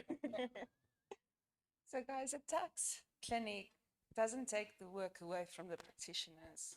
It grows the tax base. It trains your future colleagues, and a registered profession should be mentoring these clinics, not guarding against them. And my fellows, CTA, fellow aspiring CAs, get involved in your community, because that is where we start. We need to build a greater future for our children, not just for us. And that's why we don't safeguard, we help. Okay. Thank you. Thank you. My takeaway is that to establish a new institution or to come with change is going to be difficult for you. For the tax clinic and for the students who will be coming to work here with hope, thinking that things will run smoothly, they won't. Can you please be patient? It cannot happen that this year we establish and is running with 4 wheels and everything is on par, but it can happen after 5 years. But when you look back, you'll be happy that you were the part of the group of students that started the tax clinic in South Africa. Amen. Now, that marks the end of our panel discussion. As we release our panelists to their seats, can we give them another warm round of applause? Program Director, over to you.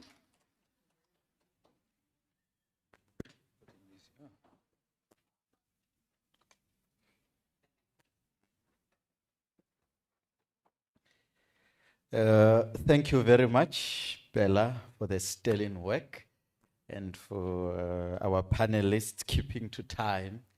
Very important points, but straight to the point. Thank you very much. As we appreciate them, let's also appreciate Bella for the good work.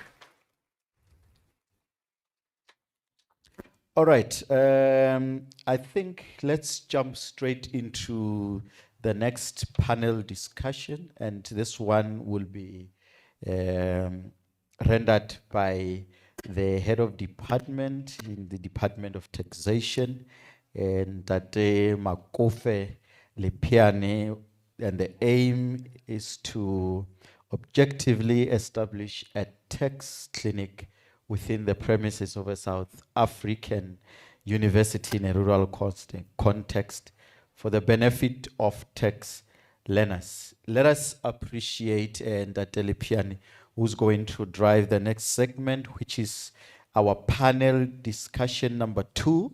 And they've already set the bar very high, Ndatele Piani, that the panelists are getting straight to the point so that we keep to time. Thank you very much. Let's appreciate him as he comes. Matsogo a ke a tlala. Ehe.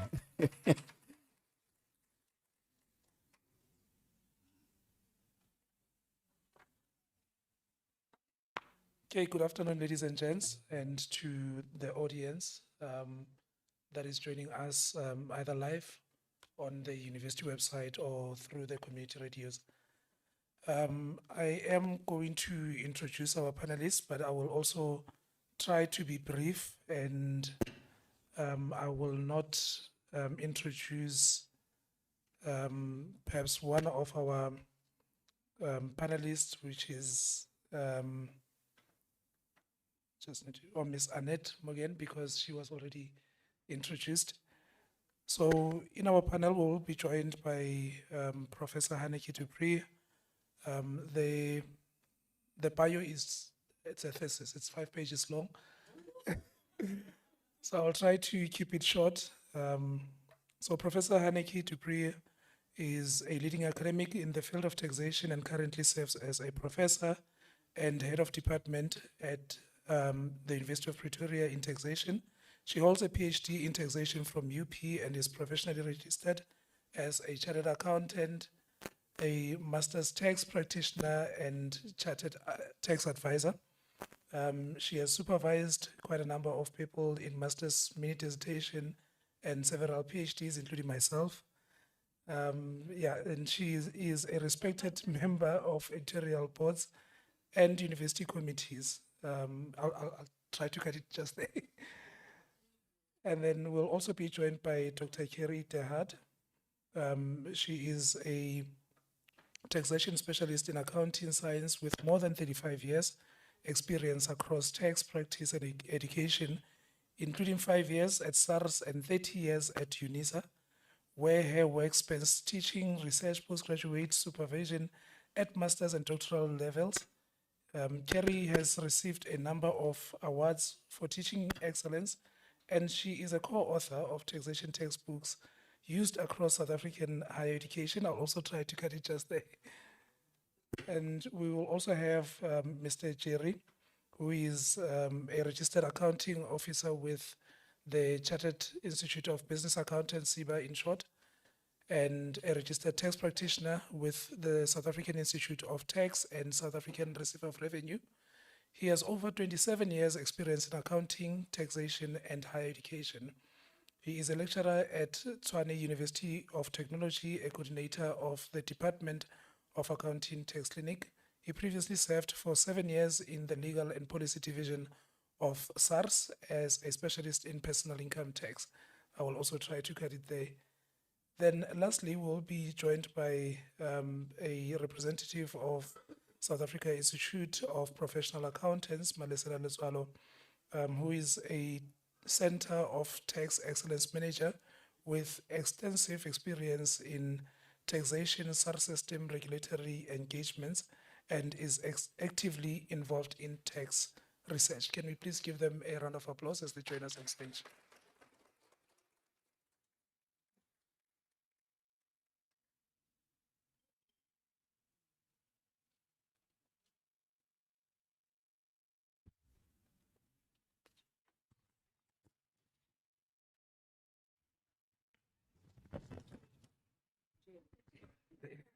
There is a seat for you, Jerry. Okay. Okay, thank you very much for joining us on stage. I think we will then start firstly. There's 5 of you, and I think we'll give each one of you 3 minutes to give an opening statement to the audience.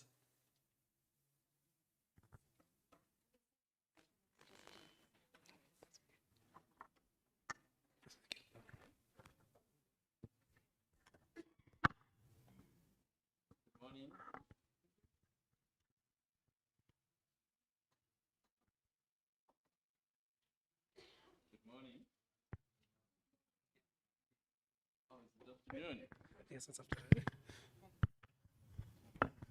All right, good morning. I am here on behalf of the South African tax clinics as a representative. It is quite a privilege and honor to represent the newly established South African tax clinics. This collaborative initiative was founded by 3 universities: University of Pretoria, University of South Africa, and Tshwane University of Technology. What began as a partnership among 3 universities in Pretoria, it's rapidly evolving into a national initiative. Today, we are delighted to welcome the University of Limpopo to this growing network through the launch of the tax clinic. We are encouraged that several other universities across South Africa have expressed interest in joining this initiative in the next coming year, which is 2027. Today's launch marks an important milestone in the University of Limpopo's commitment to academic excellence, community engagement, and work-integrated learning. The South African Tax Clinics is founded on the principle of collaboration rather than competition, bringing universities together to address common societal challenges while enhancing students' learning. The initiative is particularly significant for University of Limpopo, given their proximity to the rural communities, where access to the services is often limited.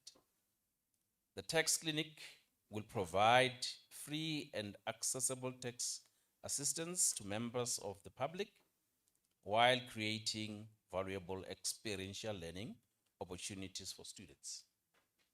Through this initiative, we aim to bridge the gap between classroom learning and professional practice, promote voluntary tax compliance, and develop competent, ethical, and socially responsible tax professionals.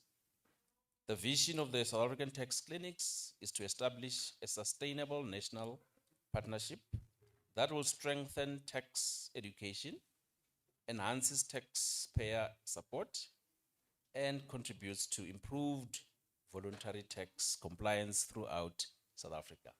Thank you.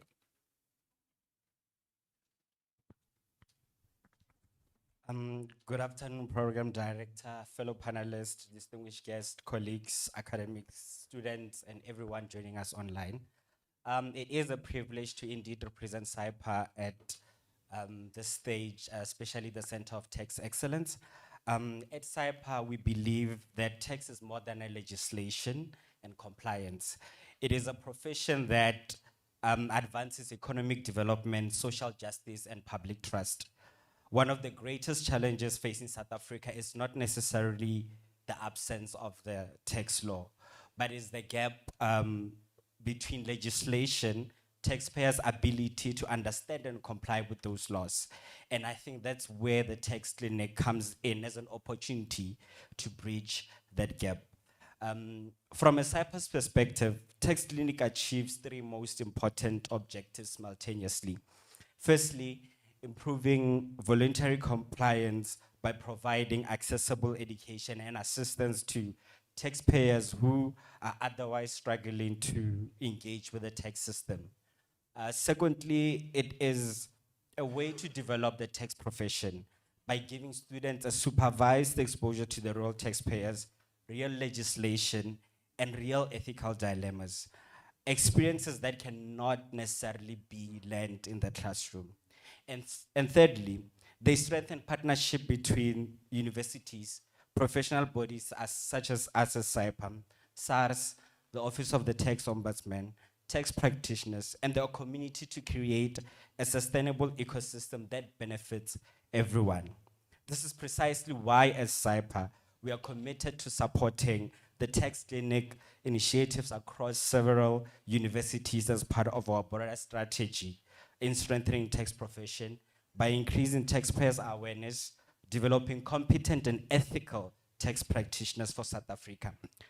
Today's discussion is not necessarily by just establishing another university product, but it's about the future of tax education, improving taxpayer confidence, and building stronger culture of compliance.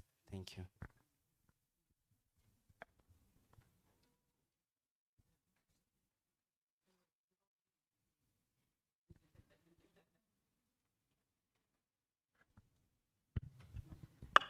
Thank you. I'll be brief. So what is important to me, as I've spoken about before, is the importance of the tax clinic. But I look at it not so much now from the point of view of how it helps administrators, ombudsmen, and the community, but I really want to focus in on the students. One of my favorite things is, and I take on board listening to a lot of the others' CVs, is that I also came from a professional background. So I'm a professional tax accountant, registered tax agent, chartered, all the things that we need behind our names to make a business card really long. But I actually came to academic quite late in my career.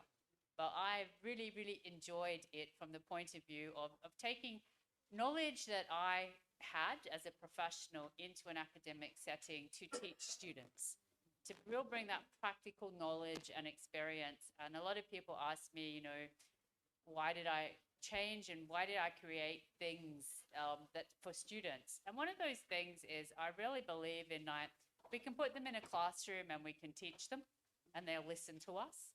We can go and show them and they'll sort of, you know, yeah, I can see what you're trying to tell me. But if we actually get them to do it, they understand all of the other principles. What really makes me impressed in my clinics is that when a student will say, I remember you teaching me that in my tax unit in year 1, now I know why I do it, and I understand how come I have to do it.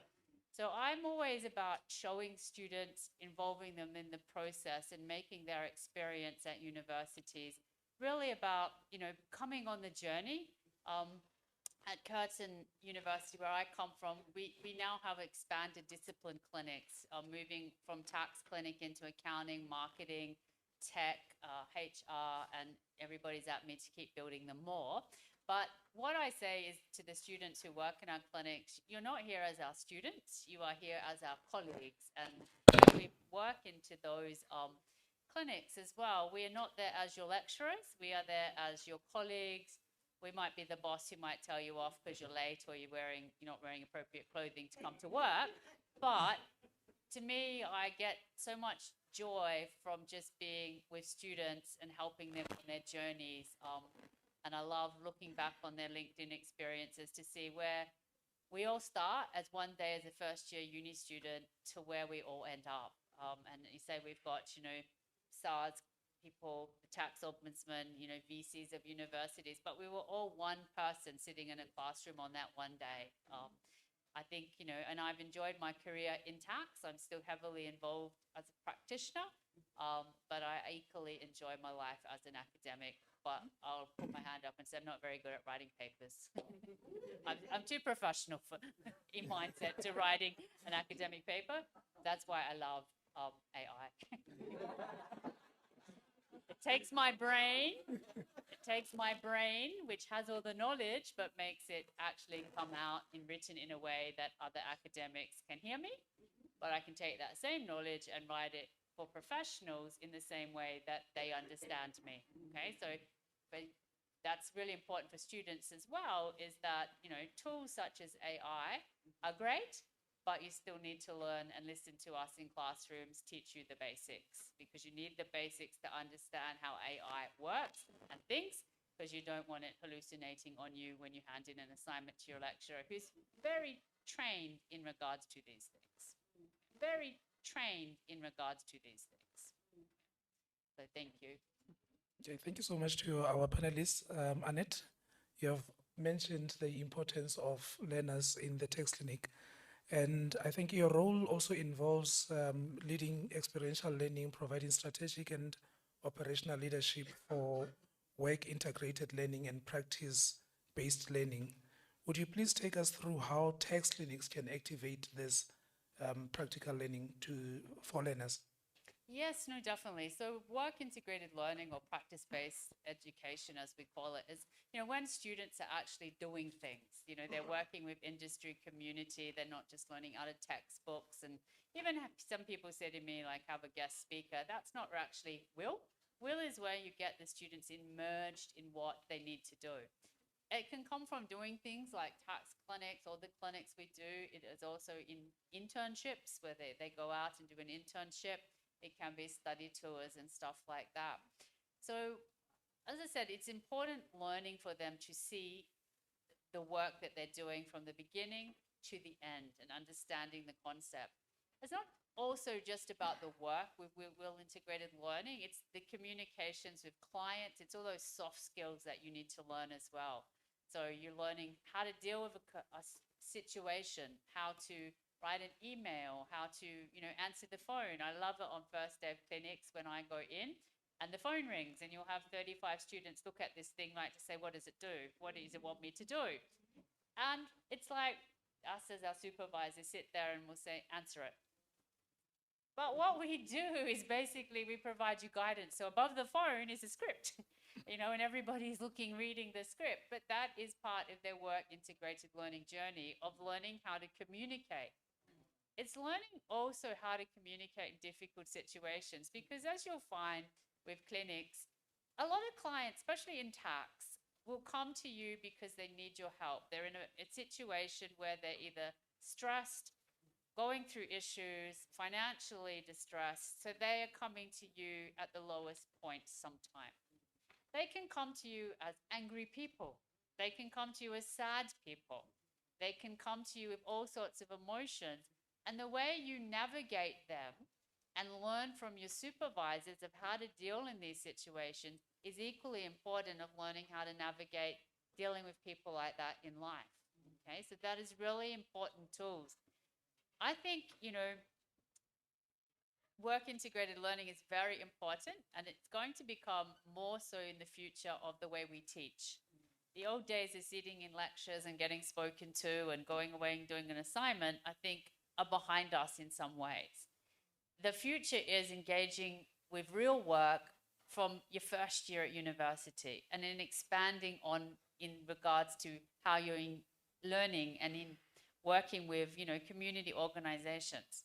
So as you mentioned, one of my roles, I look after 15,000 students in our Faculty of Business and Law for their what we call capstones or work integrated learning experiences. So we offer study tours, as you've mentioned. You mentioned it before. But a lot of them get that in third year.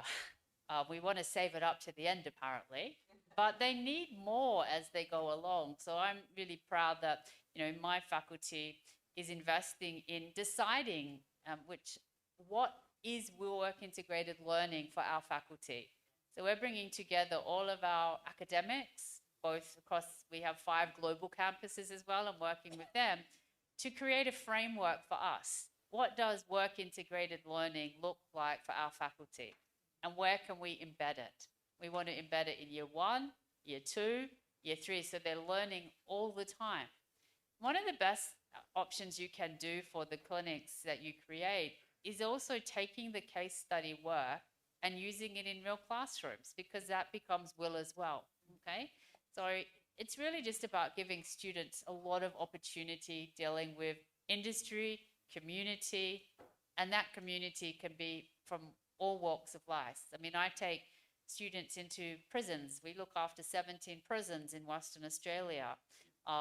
And the students think about, oh, I'm going into prison, but when they're in there, they don't see those people as inmates. They're a client. We are helping. Whatever you did, doesn't matter. We're here to help you with that process that you need to get through. When we take them, as Donovan mentioned previously, we go out to them. So we go on the streets for homelessness and things like that. And you can't teach that in a classroom. And we need to be doing more of those things. Thank you so much, Annette. I think this one will probably go to Dr. Kerry, having had all the wonderful things that working will basically can achieve.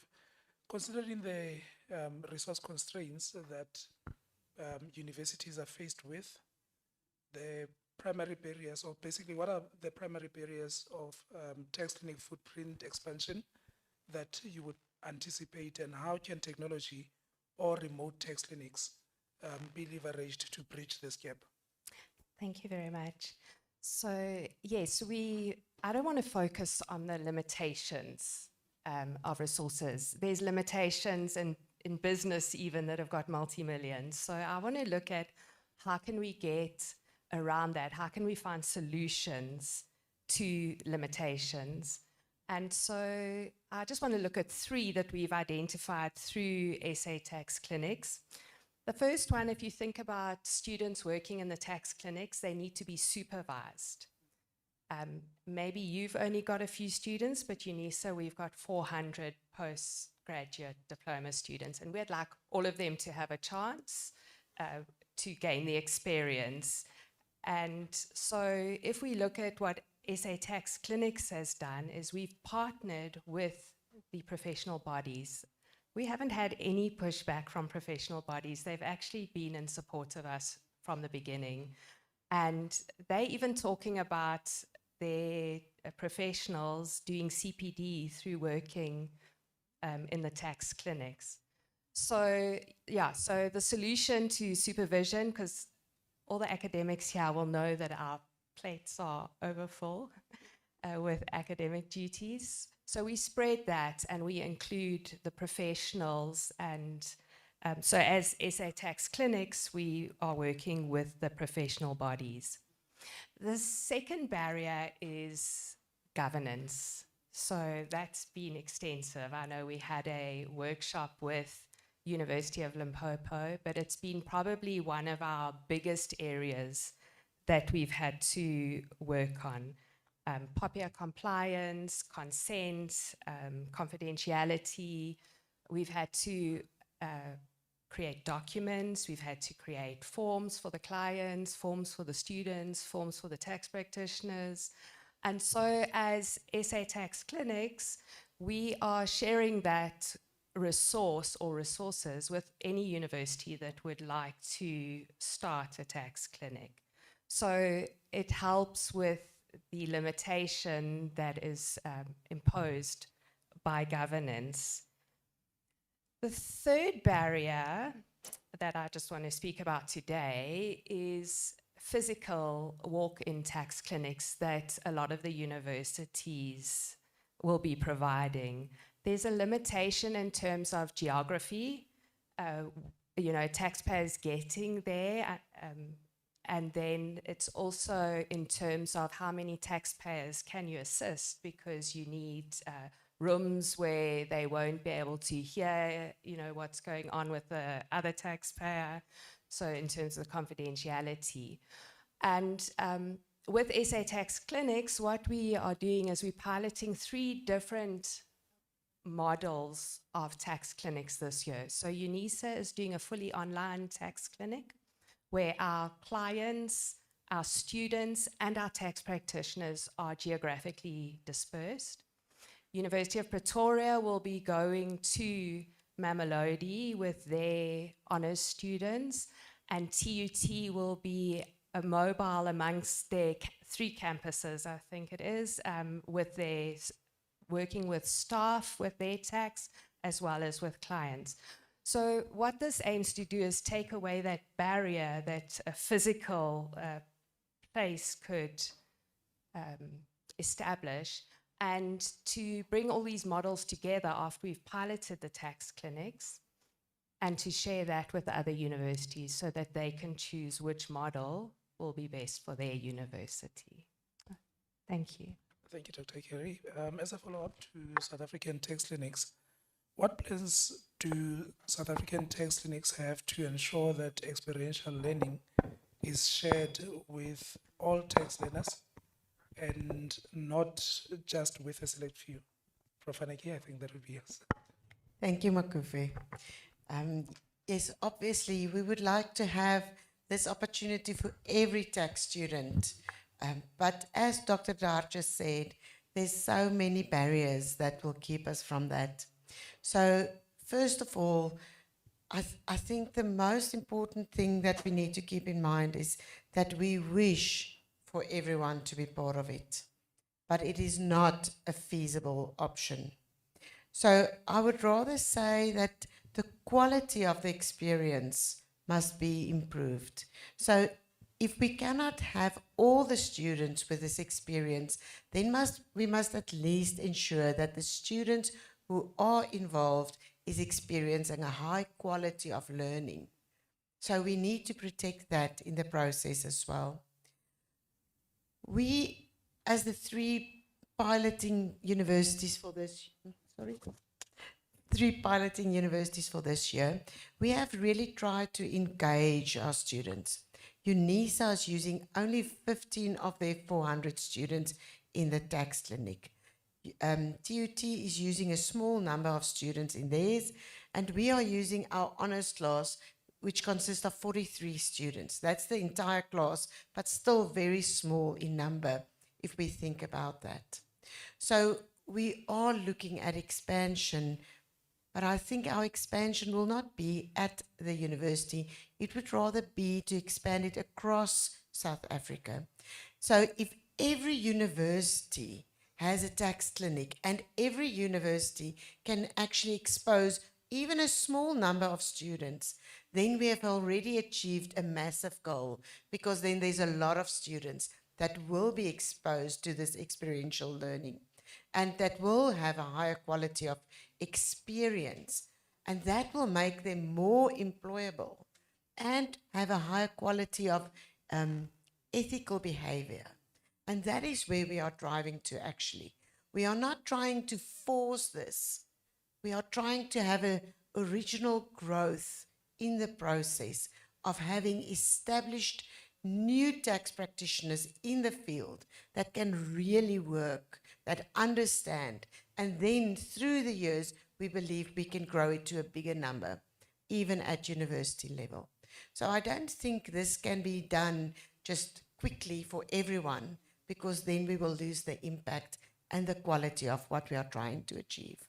So yes, we wish we could have everyone, but that is not a feasible option. Thank you.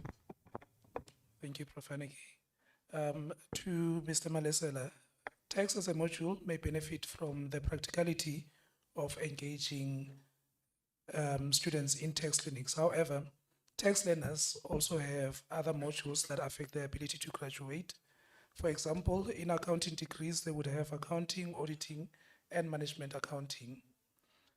So do you foresee the technical ability of students improving throughout the degree by implementing tax clinics? Absolutely. I think what's important is that the tax clinic will provide an opportunity not only for the tax profession, but for the broader professional competence in the qualification of accounting. For example, if we then now going to look at financial reporting, it gives students the ability to analyze that financial information and how it can actually impact the taxable income. And I think for auditing skills, it will improve students to be able to learn to verify those documents that would be required by SARS, assessing the evidence, and also identifying the compliance risk earlier. With management accounting, it becomes more meaningful because students now begin to participate on how taxation influence business decisions, cash flow, and also strategic planning. And not only that, I mean, communication and also professional judgment will come into play, whereby students will now be able to explain those complex tax legislation to taxpayers in an ordinary language that they will be able to understand. In other words, tax clinic will then now move students from simply now not memorizing the legislation and applying the professional judgment. This integrated learning approach, it's exactly what employers are looking for out there. And professional bodies like us as SIPA, we are looking for graduates that will become tax practitioners that can solve those real problems, and also maybe just rather not simply saying, I'm going to then now learn legislation to pass that examination. So for SIPA, this supports the development of it for a well-rounded accounting professional who are technically competent, who will be able to be ethically grounded, and who are also ready for for work as they begin their careers. Thank you, Mr. Malesela. We are just about to wrap, and thank you very much to our panelists for all the discussion. I think we received some very robust discussions there. As we are about to close, I would like to invite you to then express to the audience how do you project that the tax clinic will affect tax education, firstly starting with within a year to come, and then in the long term, within about 10 years to come, what do you envision that would be achieved in tax education within that time? I think we'll start with you, Annette. Thank you. I think the future with tax clinics, and I think we've seen it a bit in Australia because we're, the Curtin Tax Clinic is 8 years old, the National Tax Clinic program is 7 years old, is we're starting to see a change in the nature of tax professionals that we are seeing. I don't think tax education will change. I mean, we've all got to teach the basics of tax. It's a law. We've got to go with the law. But it's the way I think I've seen a lot of my students who've gone out into the profession take a different attitude. I think it also sees that students will make choices that, when I went for my first job, I just was happy somebody gave me a job and would pay me in tax. But I think students now learning through clinics where they've been subject to seeing people from other areas of communities who are disadvantaged or vulnerable actually think about their careers a bit differently. They don't all want to go work with the Big Four because they don't want to be helping, as they might often say, big rich taxpayers make more money by saving them tax. They also sometimes want to give back to communities and organizations. And I've seen too, it's opened up where, the profession themselves want to give back. So as you start this journey, and we started it with discussions of our tax profession, we now have the profession coming to us and asking, how can we help you as tax clinics? What can we do? Even this morning, I got an email from the CAs saying, why aren't the Big Four firms working with you? Like, how can we make them work with you? Or why aren't you letting them? So, even the big, professional bodies are starting to think, why aren't our members in these Big Four organizations working with you? And I've seen also that the Big Four, and bigger organizations, they're willing to give. And I encourage all of the tax clinics in South Africa to always be asking and reaching out. We're lucky we get money from our government. It doesn't do much. I'm lucky I come from a university that covers my bills. I run at budget time, but I'm very lucky they've invested in it. But I also, when I go and meet professional bodies, I meet people, it's about asking. So, your clinics can ask for support, monetarily support. They can ask for support for supervision, even getting people to come in and help train them on certain things like that. But doing tax clinic changes a country's tax profession way they deal with it. That involves your academics, your legal, your accounting, your government organizations all come together to see this. And one of the proudest things I think in Australia we've been able to do as a national tax clinic system is we discovered an area of vulnerability in taxpayers. Our government listen, our tax office, and through the tax ombudsman listen. And we now have our tax authority have introduced the vulnerability framework, which teaches the tax officials how to deal with clients who are vulnerable, and also how the taxpayers themselves will be treated if they're classified as vulnerable. Now, that would have never happened in Australia had it not been discovered by clinics, communicated to the tax office, communicated to our ombudsman, who everybody came together to create something. So you will have these successes going forward, but my part-time job with everything else I do is as I'm a used car salesman. So I've always got my brochures of the Curtin Tax Clinic saying, we could do some money. And just to give you an example is, we have PwC and KPMG give us $30,000 each year. Why do they do that? One, they want to be associated with something that is a social good. But also think about it from your point of view when you're putting students through it. What commodity do you have that they want? They want your students. So don't feel that you can't ask for something in return, because you like, if you've got really good students, they want them. So if you can have that relationship with them and say, yes, I've got three, 4 students, we can put you in touch with each other.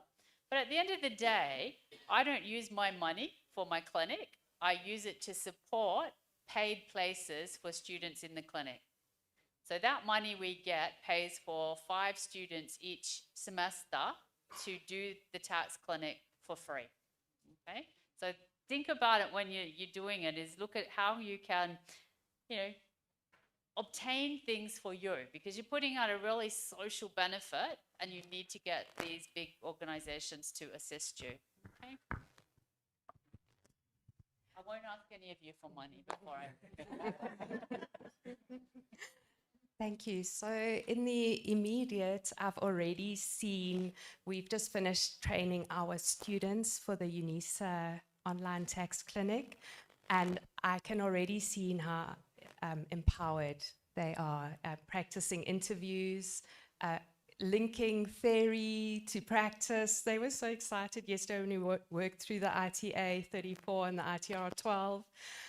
So immediately I can see that just running it this year is going to have a lot of benefit. My long-term, 5 years from now, I'd like to be like Australia, where our South African Tax Revenue Service sees the clinics as part of the tax ecosystem, so that they are referring taxpayers to our clinics. Wow, as a professional body, I'm gonna take it from Anika's point, whereby it's not only about providing financial support, but it's about having to position yourself in that leadership role that we have to take.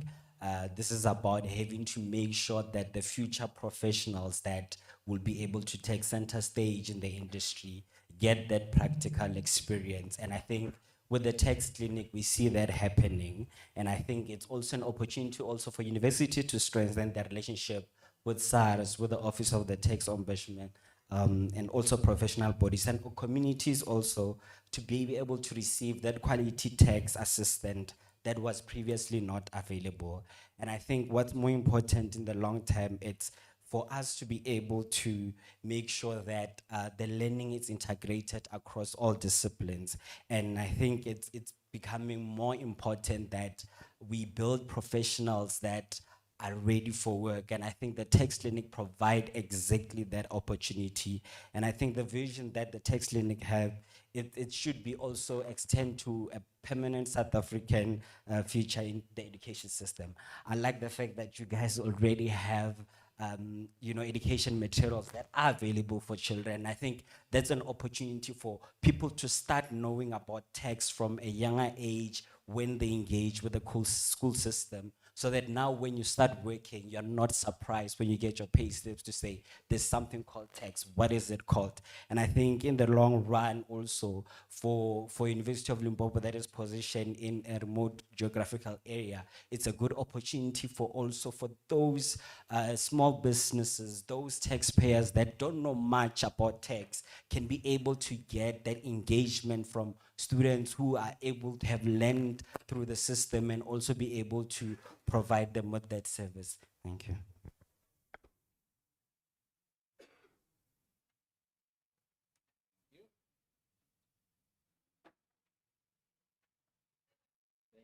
Thank you very much. I feel that the tax initiative that we have as a South African tax clinics, it's quite important to actually, the university, the community, the professional bodies coming together to actually, bridge the gap between theory and practice, especially looking at our students that need, this experiential training. Looking at South Africa, we don't really have companies who normally for universities like Tshwane University of Technology, we don't have much of those type of companies who would come in and take our students in great numbers. So with the establishment of the tax clinic, like with Tshwane University of Technology, we've been on this from 2018. You know, each year we try and put together a few students that we can actually expose to how do they do their taxes, how do they assist in consulting, and to just try and make sure that they should not just be looking for employment. Through this initiative, they are able to get their own businesses, and they are able to then work for themselves as tax practitioners. Partnering with organizations like SIBA, they have the practice numbers for students. So when students are exposed to practice when they are still at universities, the likelihood is before they even finish, or when they finish, they're not gonna just look for employment. They would be able to create employment for themselves. Taking into account that South Africa, the unemployment situation is quite high. So if we have initiatives like this, that would actually expose our students to entrepreneurship, so that they could be, they can do their own businesses. And so we really commend what the University of Limpopo has done, joining the South African Tax Clinic to actually drive this initiative, because it's quite an important initiative, especially for our students. Thank you. I wasn't meant to say something now, but I was just thinking that perhaps I can share that the SA Tax Clinic project as a whole, there are now 4 universities involved, but we have already had the expression of interest from a further 14 universities. So we are really moving, and I want you to save this space. This is going to go fast from here onwards. And we are so happy for this exposure at the University of Limpopo as well. Thank you so much. Okay, thank you very much. Can we please give the panelists a round of applause as they go back to their seats?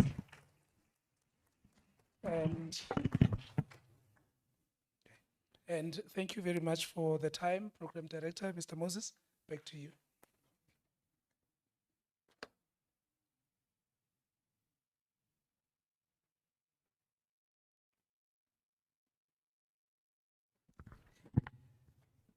All right, resounding round of applause for the panel and the driver, Ntateli Piano.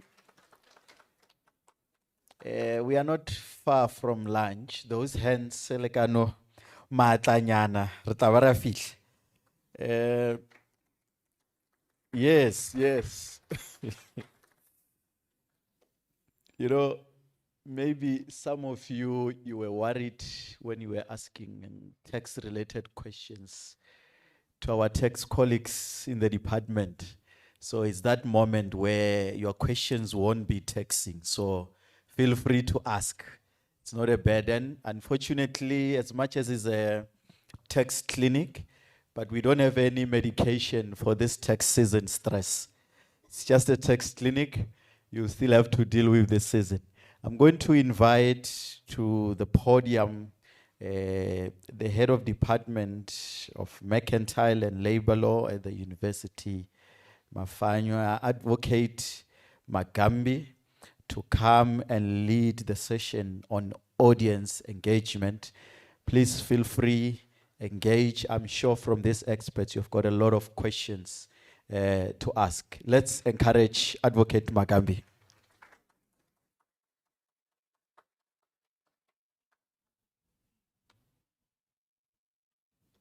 Thank you very much, Program Director. I wanted to wear my expensive suit this morning, But when I check on the program, I saw the SARS, and I'm paying bit by bit. So I must make a disclaimer. This jacket was bought by the University of Limpopo. The t-shirt I'm wearing also, so please don't follow me. Follow the University of Limpopo. All right, thank you very much. This bus now stops with me, and I will try by all means necessary to move very fast. If it's a comment, let it be a comment, and let's try to be short. And if it's a question, let's just shoot straight and indicate which panel are you dedicating your question to. So without wasting any time, I will ask maybe 3 ushers from the students to assist, because I think there are mics here, so that at least we can quickly give them to anybody who will be raising questions. Can I just have 3? Those mics, I think there are 4. I was told they are students. I'm too big to run around. But next year I'm at gym, don't worry, I can run. Watch the space. All right, thank you very much. Let me see the hands, and I think I'll start with the most important people, and I think it's the students. I think the future is promising, and all this was done for your sake. And because you are the one to take over, please, I'll start from you. Can I just have 2 hands from the students? Even those who are assisting, you can even just speak from where you're standing. If you have a mic and you have a question, can I see the 2 hands? I've been told the students of taxation, they are very wise, and they were listening when the presentation were unfolding. Unless if the HOD was not correct. Can I see the hands? All right, I'll come back as they're taking a deep breath. Can I see the hands for questions? All right. It's 1, 2. Let me see another one. The 3rd one is here. And those who are going to be provoked by questions and you will think I will give you a platform to speak, I'm not going to do that. You will ask during lunch. So I saw only 3 questions, and then we're going to the next. Only 4 rounds, then it's enough. Go ahead. Thank you for the marvelous presentations that we had, and also the keynote addresses that we had from the international speakers. We really appreciate that. My question is with regard to the current taxation or the tax laws that we have in South Africa, in as far as the issue of filing is concerned. I will explain one thing. There is a case where one person who used to file under one employment, and was filing properly for all those years until now, but now in the middle or during the intervention of the years leading or building up to the last year, the person got some odd jobs or some temporary jobs somewhere else, and now there was SARS platform, or rather the administration was silent about it up until they felt that they have accumulated a lot that they can run after that person. So according to your knowledge, any one of you can answer that question. According to the knowledge that you have of taxation, do you think that is a fair practice, or what needs to be done for that person to be assisted? Thank you. Thank you very much. And the next, just the next row. And then we've got the last one here. I think somebody should be next so that you'll be ready. Please go ahead, sir.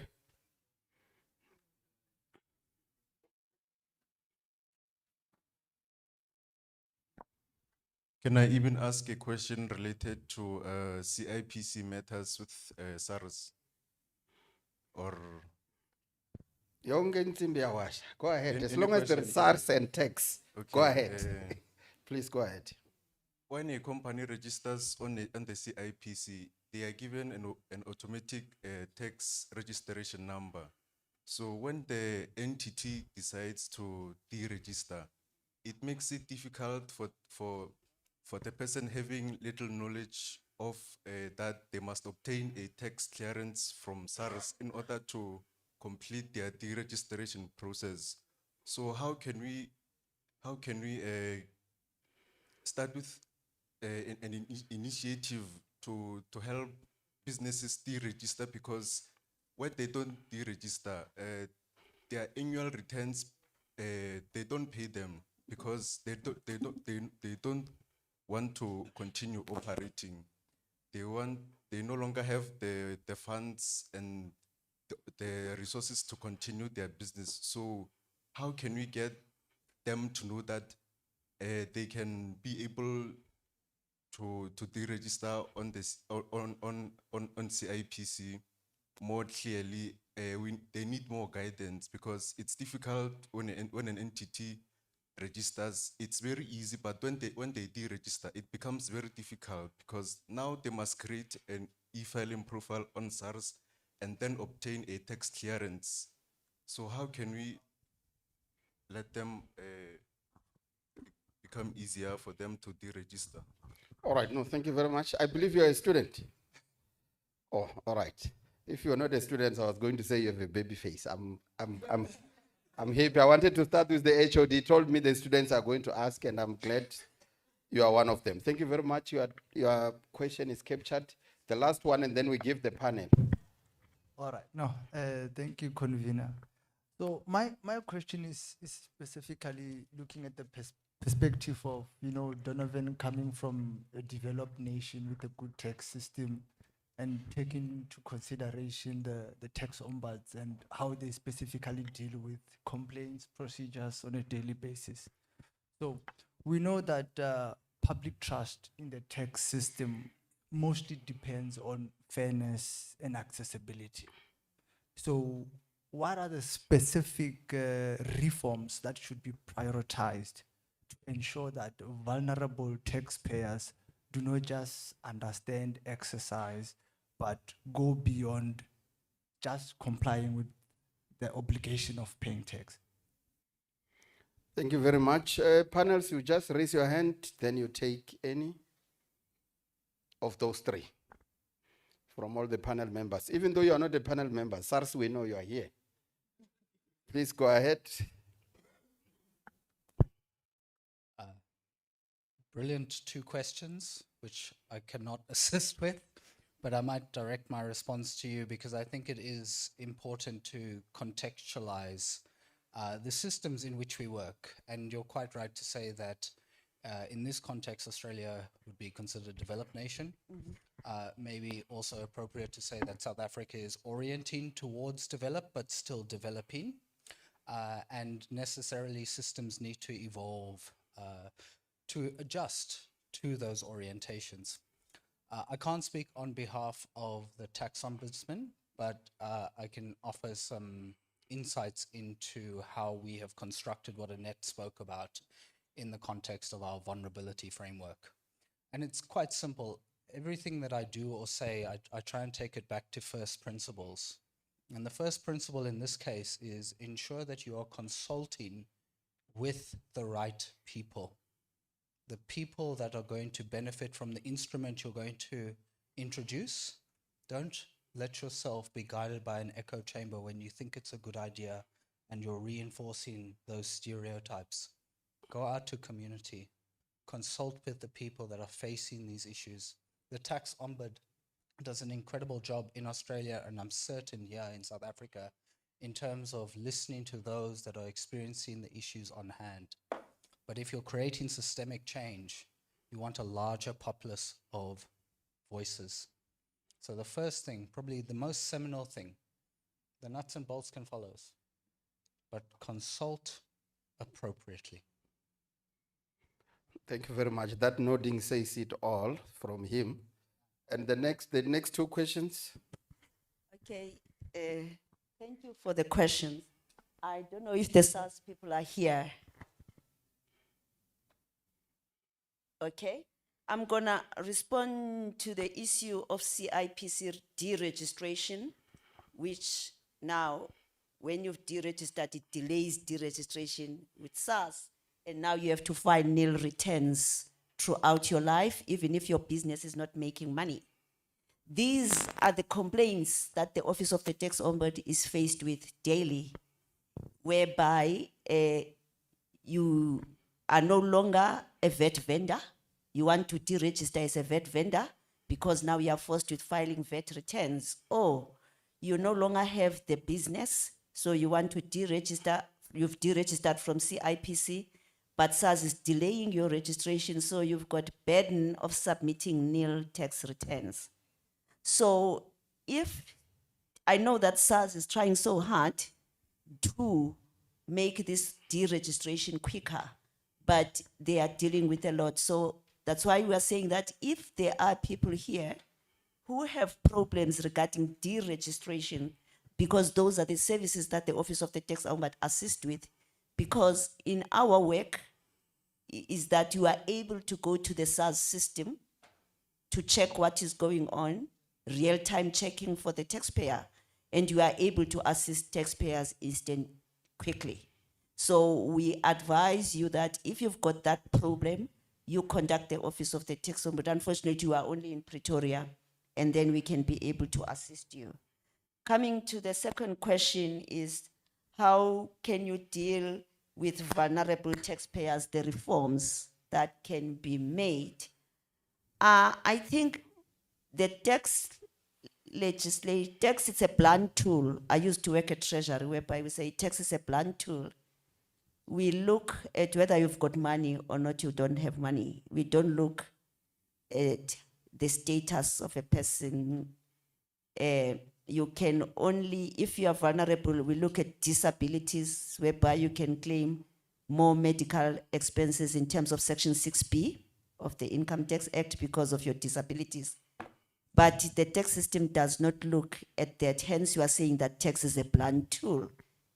I remember there was an issue with the widows, whereby widows were saying they are receiving pension income from their deceased spouses, like your husband. And now that pension income together with the second income pushes you to the next bracket. And now you are subject to tax at a higher rate. They came to Toitoi at National Treasury, and I was still working there. And when we answered them, we said tax is a blunt tool because we look at two sources of income, not because you are a widow or not. And how do we distinguish yourself from the widow from Polokwane or Limpopo province versus the widow in Camps Bay? You understand? So that is why it's difficult to differentiate tax on vulnerability. You only differentiate whether you've got money or not. Pay as you earn. However, in terms of services, SARS as a public institution is supposed to distinguish between services for vulnerable people. I understand that SARS through mobile services go to areas whereby there are deaf and blind people so that they can be able to assist the deaf and blind taxpayers. SARS, in terms of the Constitution, is required to provide that service, and they are doing it. Because during the tax filing season, they'll be saying that there'll be a mobile SARS unit whereby it will be operating in Polokwane, maybe for deaf and blind. So it's the service that public institutions need to provide to taxpayers, not the law to change per se. Thank you. All right, no, thank you. I'm taking the last round because there is also two short questions from online. Participants, don't ask me how, I'm just a prophet and I'll give them down. So can I give the last round before I go to the online from the student again and from honorable. Let me start with students and then I'll come to you. You can go ahead, my sister.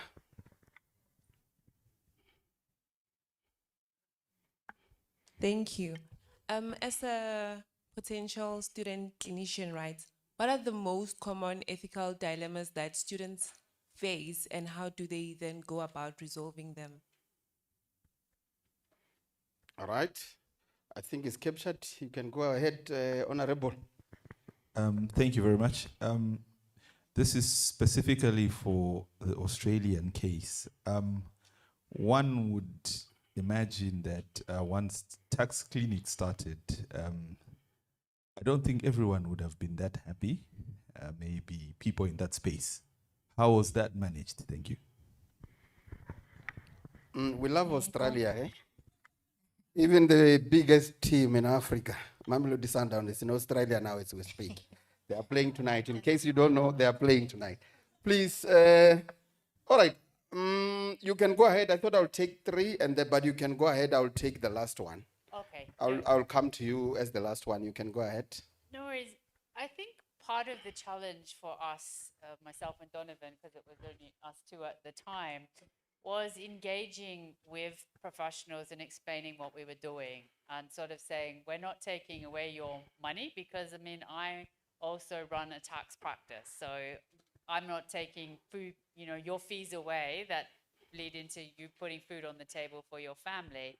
It was more about like explaining what we were doing, and the type of clients we would help really weren't the type of clients that would come and get help from you. So once they understood the clients wouldn't be the ones they would help, then they sort of started to see that we weren't a threat. We were never competition for the businesses. We were always there. And we have in Australia all the time where accounting practices will actually refer clients to us and say, I have this client, they haven't been able to do their tax returns for 10 years, they're a small business, and if I do it and charge them, it's $10,000 and they can't pay that. So what can I do? So they will ask us to basically, can you work with the client because they're financially disadvantaged? When they're cleaned up and back on even scale with the tax authorities, their lodgements, then they will go back to the agent they come from or back to somebody who pays them. Clinics aren't there to do reoccurring work. They're there to help people in their times of need and then move them on and back into the system where they can go and get paid help, okay? So it's about that speaking, telling people what you're actually doing, having those conversations. And so, South Australia clinics, your network need to be having those conversations with professional bodies, accounting or, accounting discussion groups in your local communities and stuff. And also saying, would you like to come on the journey with us, okay? Because if they can see that they're helping you and helping your students, then they actually feel part of that program. If you exclude them, they see it as a threat. If you include them, they're part of that. And they like to, say, I help these students and things like that. But it was hard work, but we just talked to people all the time. Yep. Thank you very much. Maybe let's take that one, then you go ahead. Yes, go ahead, sir.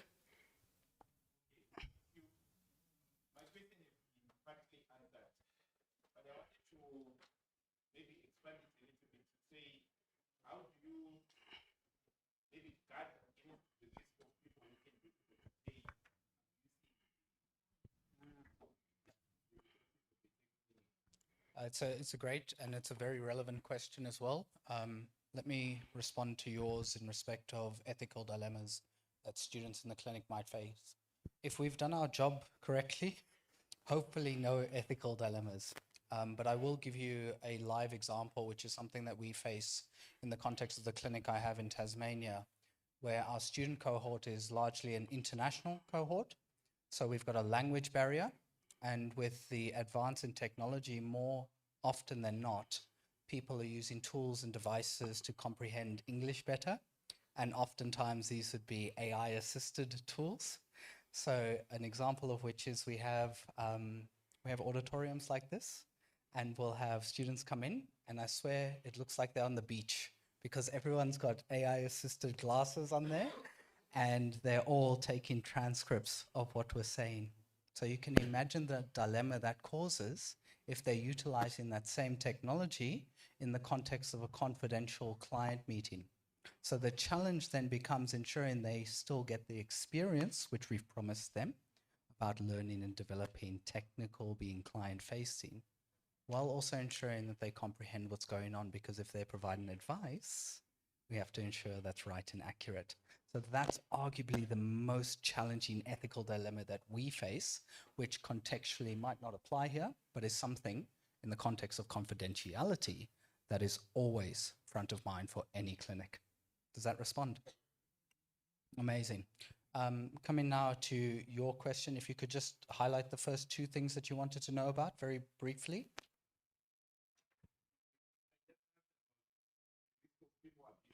Yeah. So each clinic will have a set of eligibility requirements or criteria.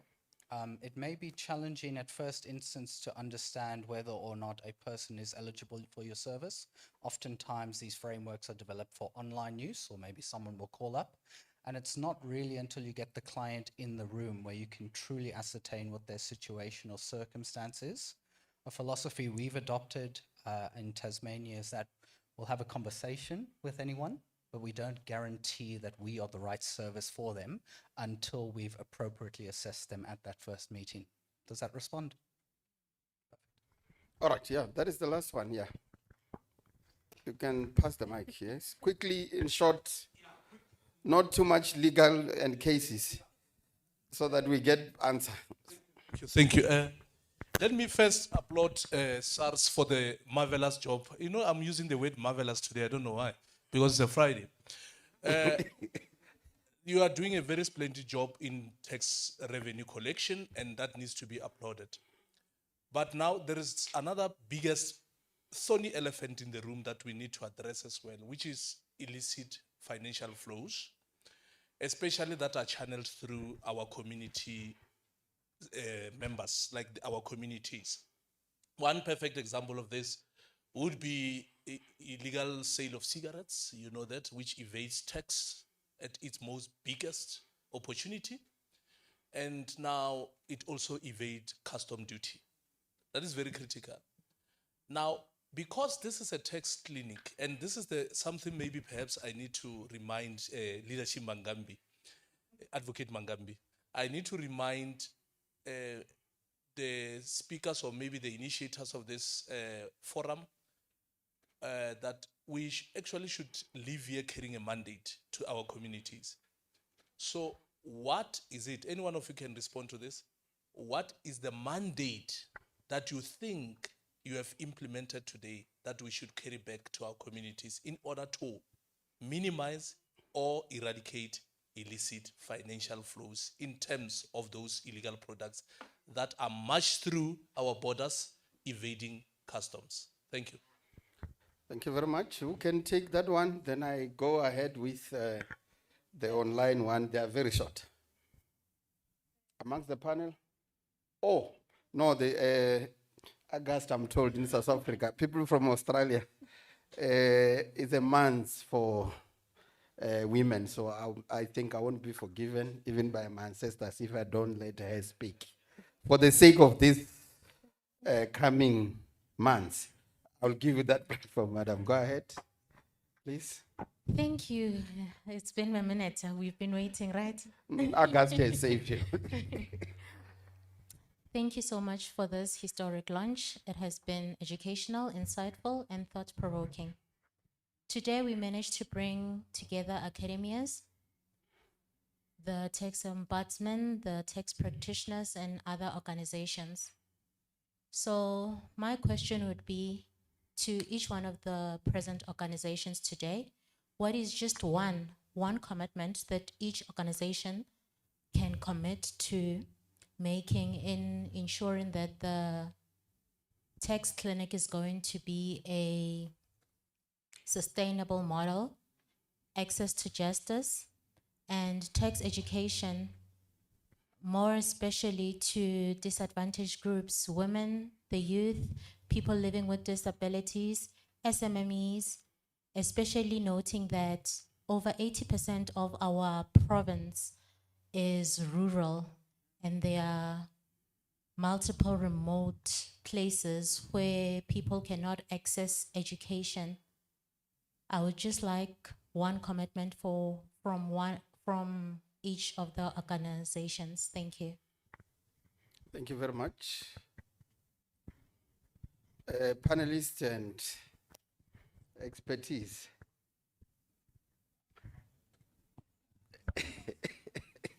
I thought my friend from Cape Town, I could tell you are from South Africa. I could hear the laughter, that this is South African laughter. All right, this, so, all right. Go ahead, say. Thank you for the question. I think one commitment that we can make as South African Institute of Professional Accountants, a professional body, and also a recognized controlling body with SARS that has registered practitioners, is what actually brings us here today. The ability for us to be able to say, here is a student who is going to be ready for work, and we have now a tax practitioner that is experienced. And now with that, we are saying that, speaking also to the question of self-registration, it's mostly due to knowledge or not knowing what to do. Yes, you are registered automatically, but when now you come to deregistration, you are not knowing what to do. So that now with us, with our members that are willing to be able to assist the tax clinic and the student, is to say, they are ready, they are available to be able to say, with the work that they are doing, they want to give students that practical advantage to be able to bring the learning that they incurred in university home by saying that they get to actually experience what they do on a daily basis. And I think the biggest commitment is for them to be able to offer the service back to the community, as to say that we are professionals, we know what's going on the ground, and we want to be that gap that will be able to make sure that the students get the knowledge that they need, and also the community that are remote, that are unable to access those services, are able to also access those students together with the supervision of those tax practitioners, so they can be able to then now make sure that the broader tax community is knowledgeable of what needs to be done with the tax obligation in making sure that we build a better country. All right, thank you very much. Are they all question answered? So that I'll take one. There were two from online. I'll make it one. And this one, of course, is directed to the HOD. Yeah, one student wrote here online, says, no, I'm from Makanye. For those from Australia, Makanye is the village adjacent to the University of Limpopo. She said, I've been a student there and I've spent 3 years of not working. And all that I know is that one of the motto of the University of Limpopo is to find solution for Africa. And I could hear colleagues from Australia saying that this is also going to benefit even the community around the university and everywhere in the country. So I want you to at least assist, because I got internship, and after 4 years, I did not know that I should be in position of a tax number. I was told where I'm going to do internship that I should be in position of 10 tax number. So what are you going to do in making it a point that the generation around Makanye, they could know that they should have a tax number, since this was unknown to me that I should have a tax number, because the new employer says I should come with the tax number. In short, HOD.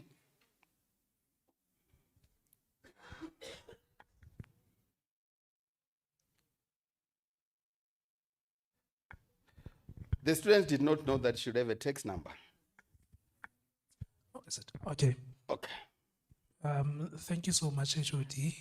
You could have taken this question though. Actually, the question is dedicated on how best can the institution do as a community engagement in making awareness for the tax.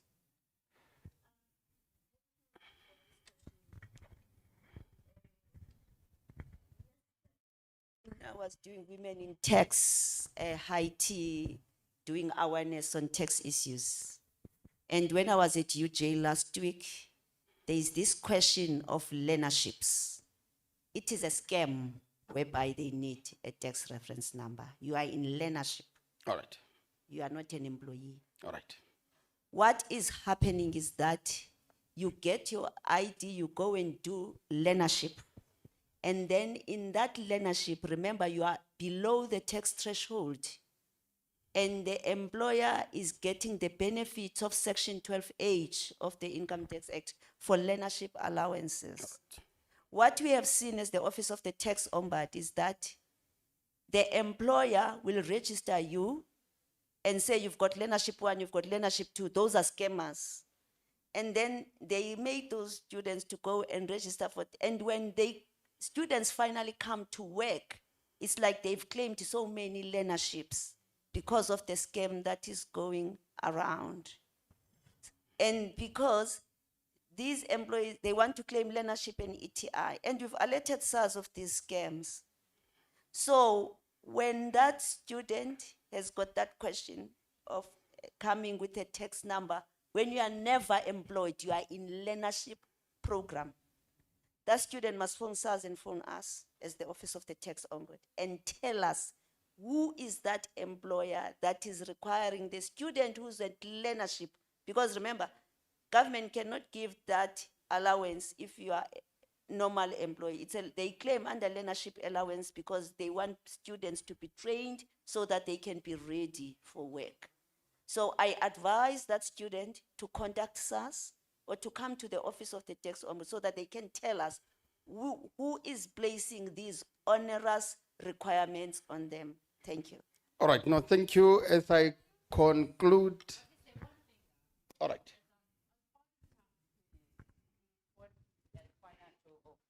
As tax clinics, and a lot of tax clinics throughout Australia have done this, is we not only do the tax stuff, but we do financial literacy. So we create documents, as Donovan showed you on his PowerPoint, to give to a community.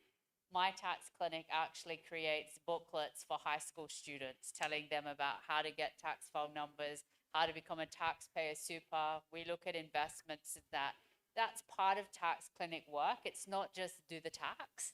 It's about educating the community as well. So going on outreach with your students and doing community presentations and explaining. So something like that is you can create a resource that can be given to students so they know what they should and shouldn't do because they don't know. But it's also about going and speaking at schools, going and speaking at community organizations, women's shelters, all that.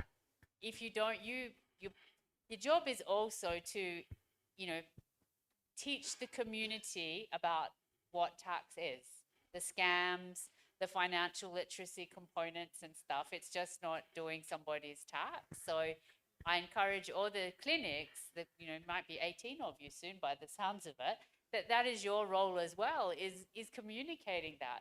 Because, SARS and the Tax Commission Ombudsman might do resources, but who goes to those sites? Nobody.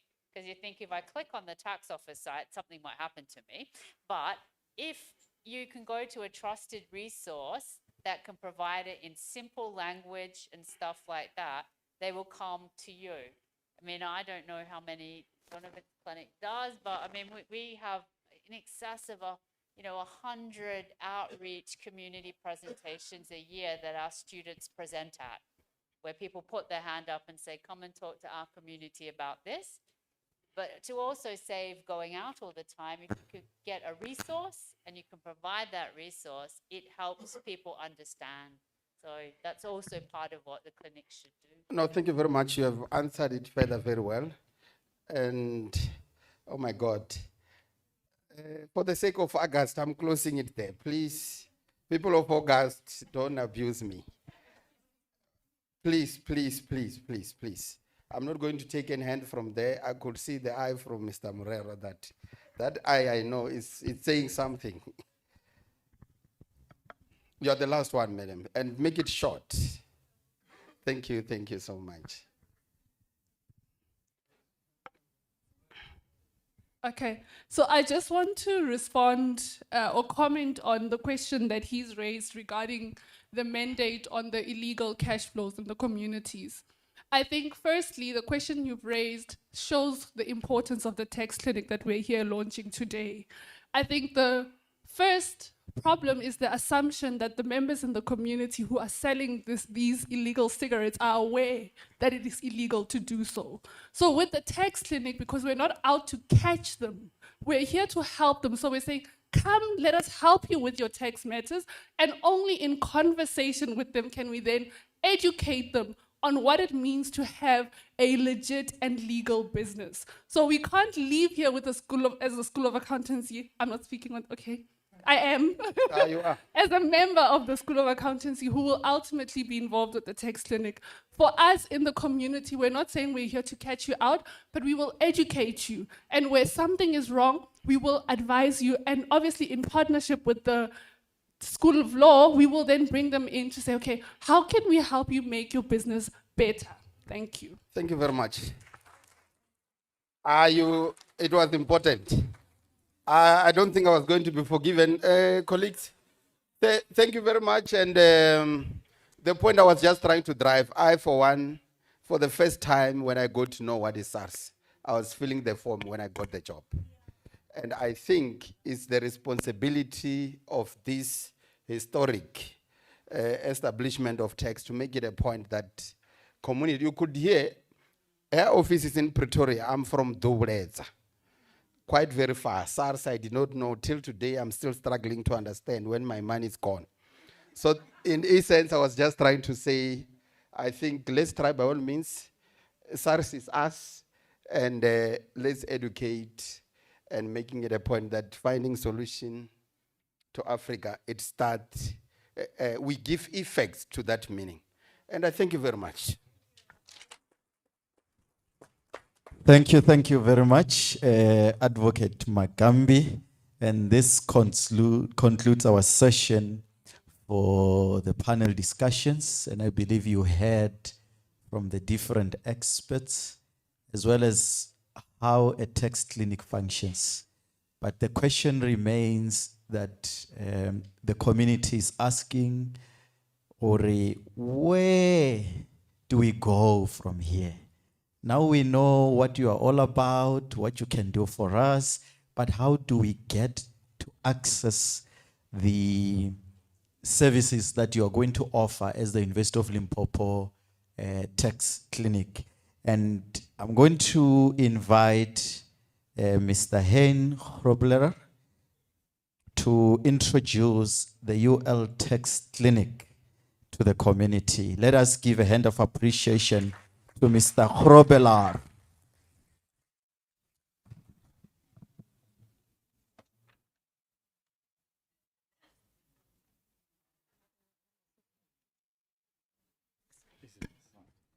The program says you are going to do this in less than 5 minutes. I'm getting very scared when I see you plug in a presentation. I hope it's only 3 slides. Thank you. It's only a few slides. Don't worry. I'll try my best to stay within time. So good afternoon, everyone. So it's my privilege to introduce the University of Limpopo Tax Clinic, an initiative designed to serve both our university of community and the broader public through free tax assistance, education, and support. So, oh, sorry, I see my slides is not showing yet.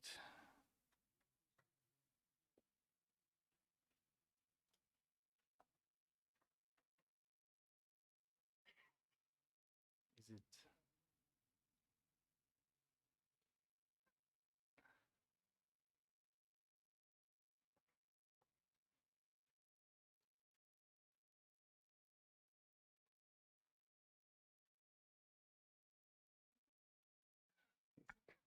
I think you can proceed.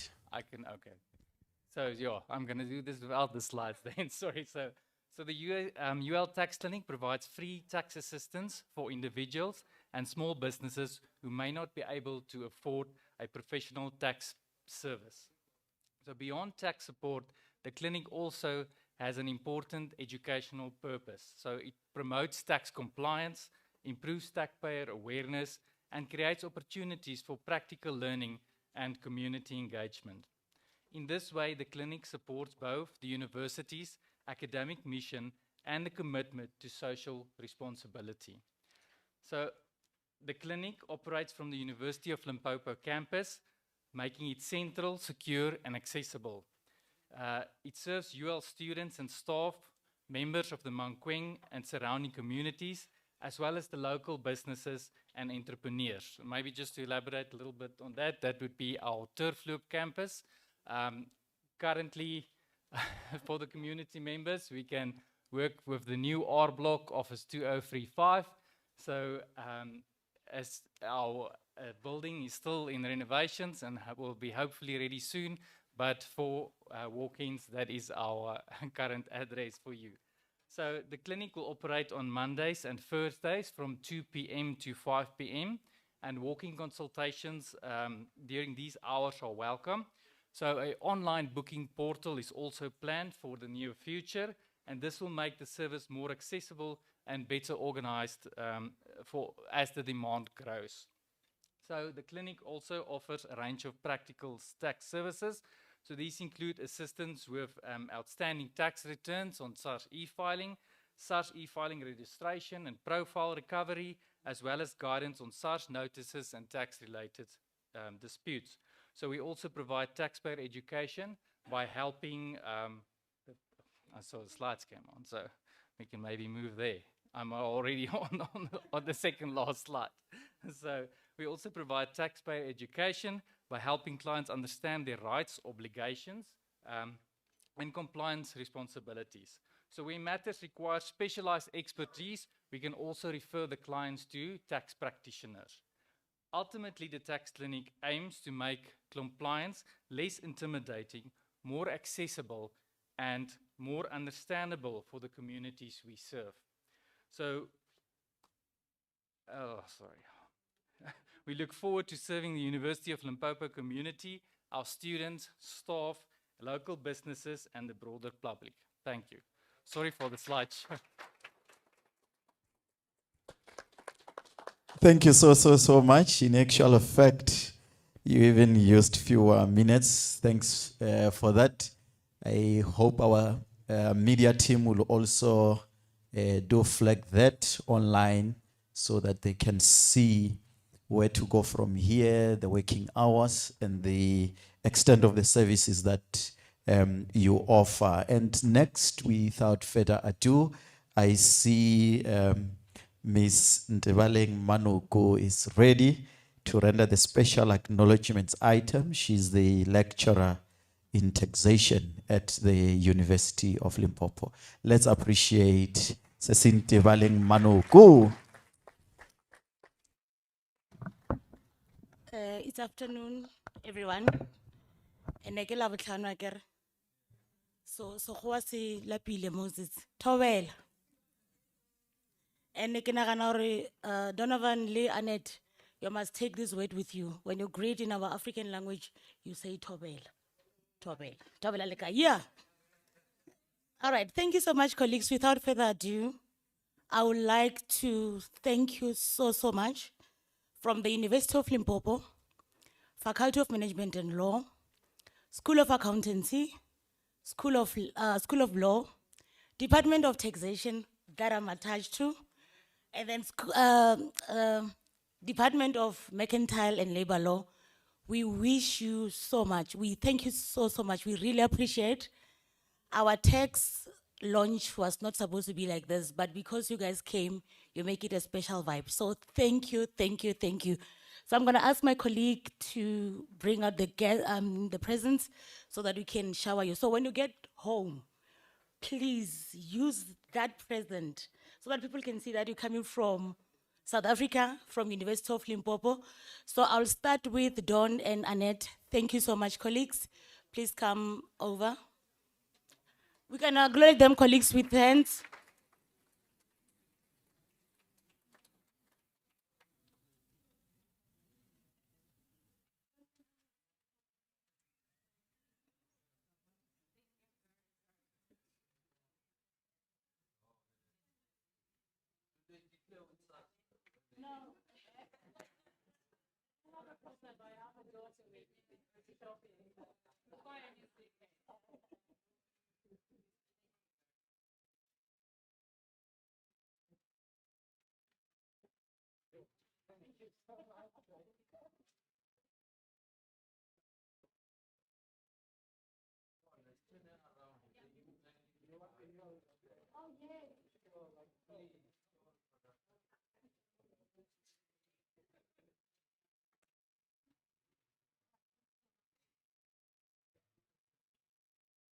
All right, I'm gonna now ask our special guest.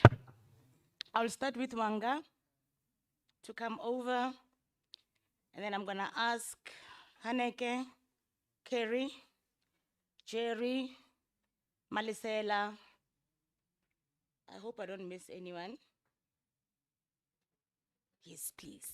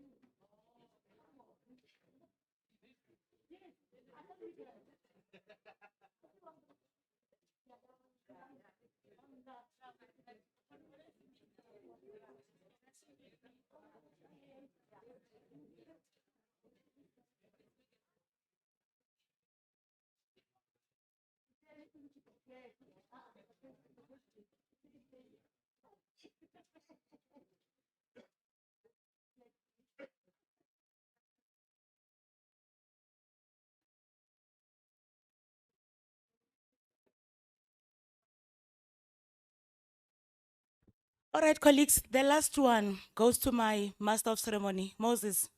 Come have yours. Thank you. When you call him, he doesn't say no.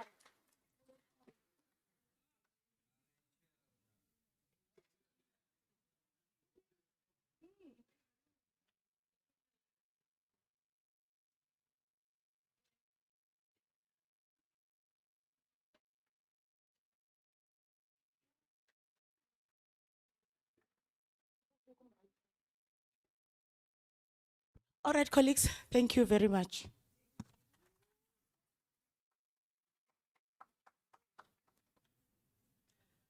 Thank you very much, Cecinte Baleng. The energy, I think she has already eaten this one.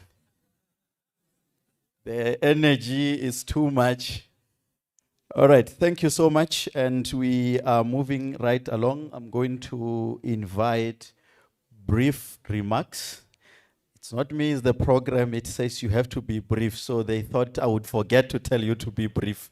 So they wrote it here that it's brief remarks. And the first one will come from the director of the School of Accountancy.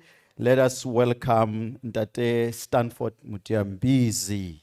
A round of applause, please.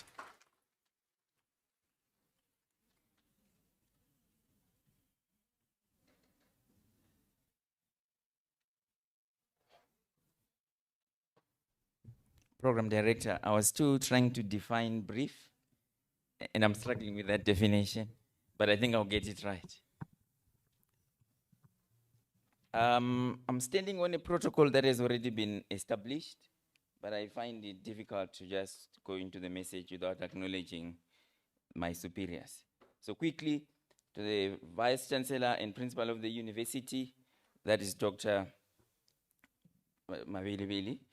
Also to acknowledge our DVCs, the DVC for Teaching and Learning, Prof. Matache, DVC for Research, Innovation and Partnerships, that is Prof. Van Staden, the Dean of the Faculty of Management and Law, Prof. Sibanda, fellow directors from the faculty.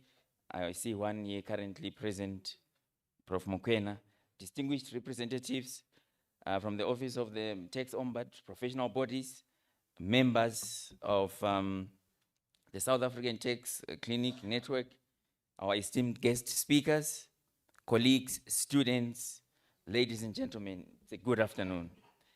It is both an honor and a privilege to address you on this historic occasion as we celebrate the official launch of the University of Limpopo Tax Clinic.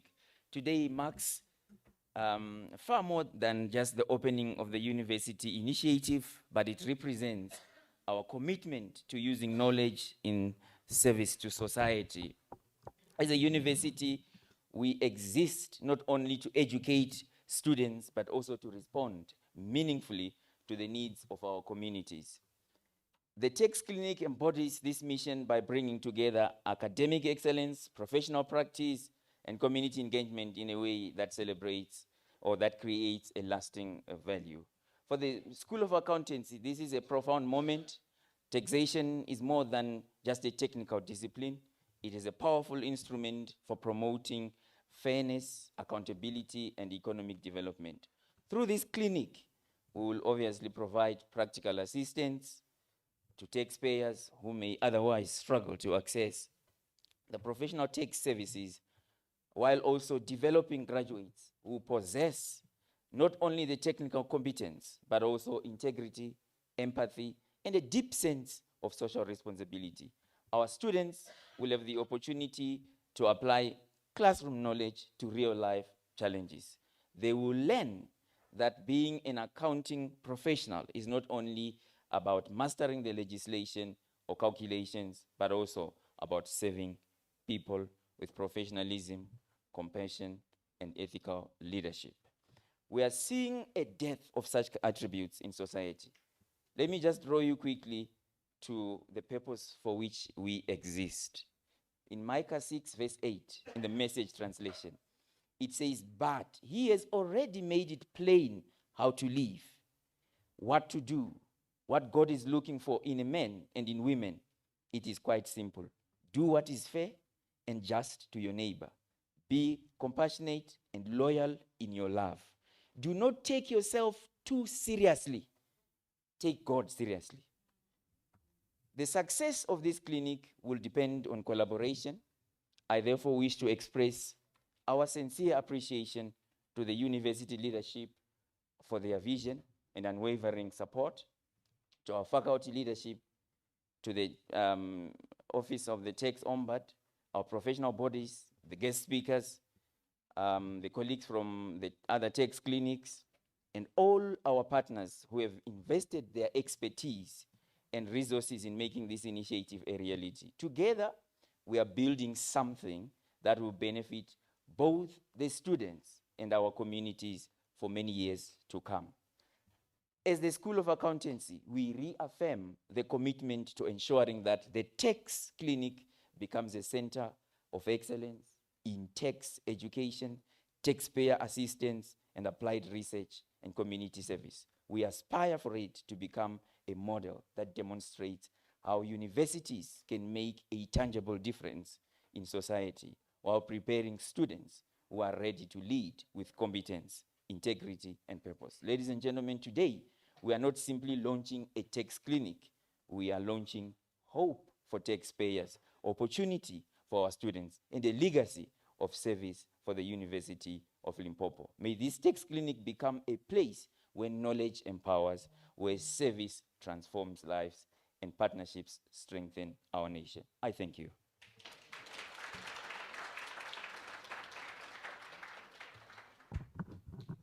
Thank you very much. I thought they would replace the clapping of hands with amen. From that powerful scripture you read, and you blessed the text clinic. It's going to do wonders in our community. Thank you very much for your remarks, and I'm also pleased to invite remarks from the School of Law. The director was here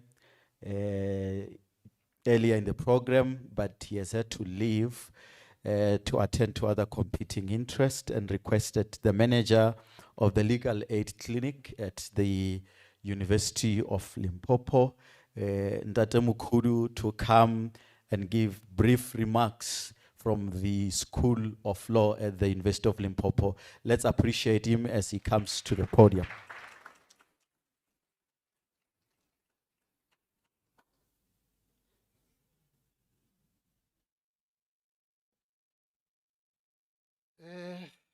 Good afternoon. Thank you very much, Program Director. Yes, indeed, as you said, my name does not appear on the program. My name is Chaka Mukudu. I am the head and manager of the Legal Aid Clinic, or the Law Clinic for short.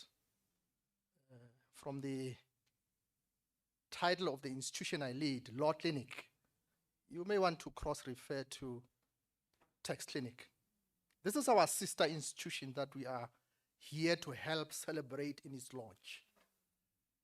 They operate in the tax space and we operate in the law space. And of course, when I'm here to send out message of congratulations, warm congratulations for a job well done. Ms. Manuku, you know where it all started as a concept, as an idea, and it was shaped into what we are seeing today, and we are very happy to see this marvelous launch today, and we are really in full support of what we're seeing happening today.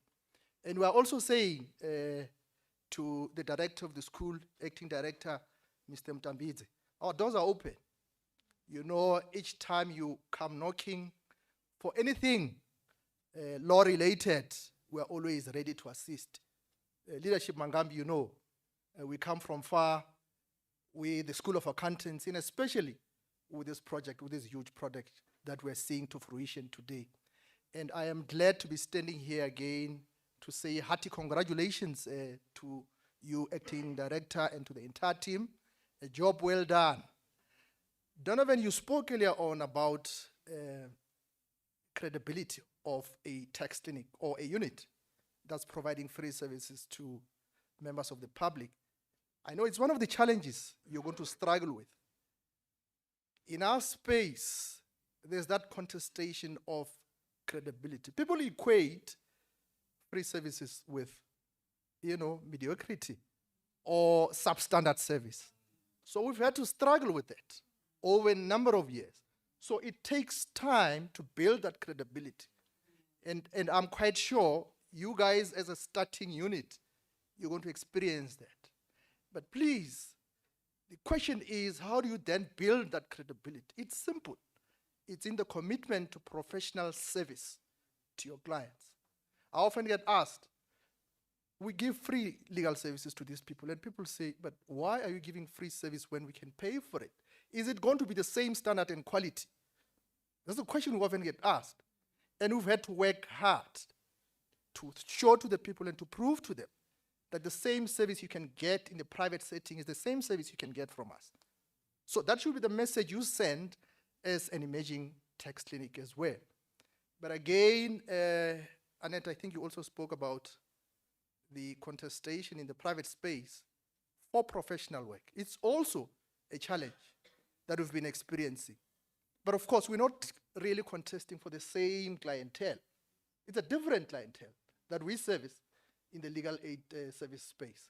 So there are those people who really can't afford to pay these private lawyers, and we're there to help them. The same thing for you guys in the tax space. You should be there to help these people out. And again, as I say, I repeat, make sure that the service you provide is a quality service, and you retain that across the board and moving forward. With all that said, I want to say again, hearty congratulations to the entire team, to the head of the school, Dr. Mutambidze. Job well done. Congratulations. Our doors remain open. If you need anything, come knocking. Thank you. Thank you very much. Thank you very much, Ndate Mkhudi. Indeed, some of you might need legal aid to solve your tax matters. So we appreciate this sisterhood and the working together of these two clinics at the University of Limpopo. Their services at some point might run concurrently. Thank you so much. Let us move right along to the item of vote of thanks from Ndate Gibson Nirenda, who is heading, you know, here they wrote an abbreviation. So I had to ask, in the interest of those who may not know what this abbreviation means. They say it's Africa Center for Sustainability Accounting and Management. head Datenyerend, please come and thank the people.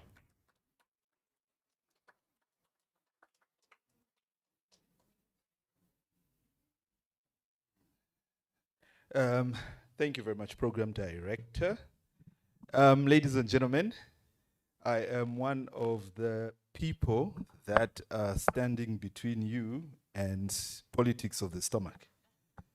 So I do not want to spend a lot of time, but it is not proper to have such an august occasion without rendering a few thanks to important stakeholders.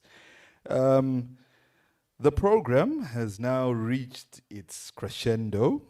The tax clinic is now officially with us, and it couldn't have been possible without the support of a few stakeholders. I would like to thank the following.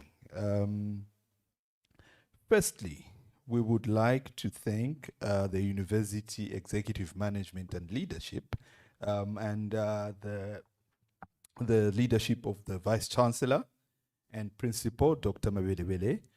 We thank the strategic support at that level.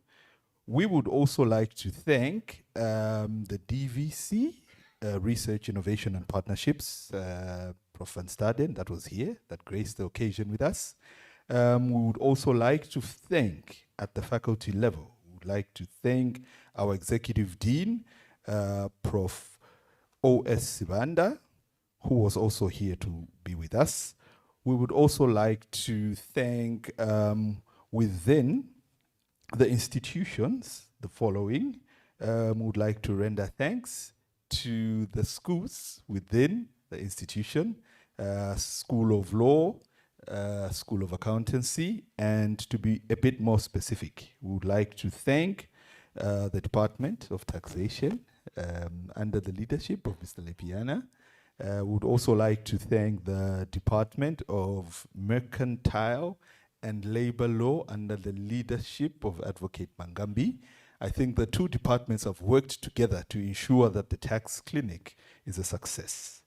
This goes broader as we begin to think about the impact and the impact the clinic will have. And obviously, to get to that level, a lot of support is needed. We would also like to thank our external partners who are with us today. We would like to thank the Office of the Tax Ombudsman for being here. We would also like to thank the tax practitioners for being here. We would like to thank the professional bodies. We would like to thank SAIPA for honoring the invitation and being here. We would also like to thank, within the tax network, the tax clinics network, we would like to thank our colleagues from TUT. We would like to thank our colleagues from UNISA, and would also like to thank our colleagues from the University of Pretoria. Hanneke, yeah, I think we have a future here. Yeah. Special thanks to our colleagues from Australia.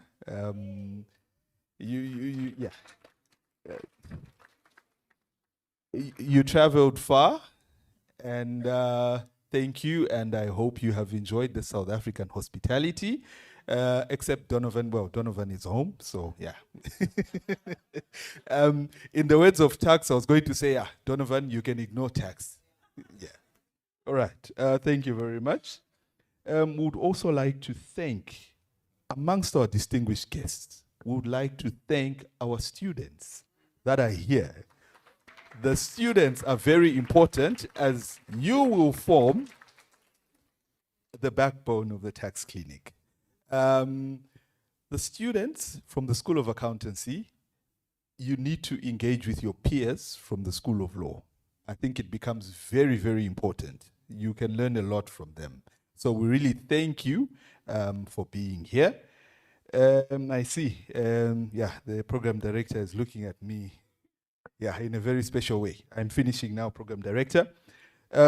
We also want to thank the media team that have covered the event, marketing and communications, under the able leadership of, I'm allowed to call him this, I'll call him Bravik, Mr. Komo Iswana. Thank you very much.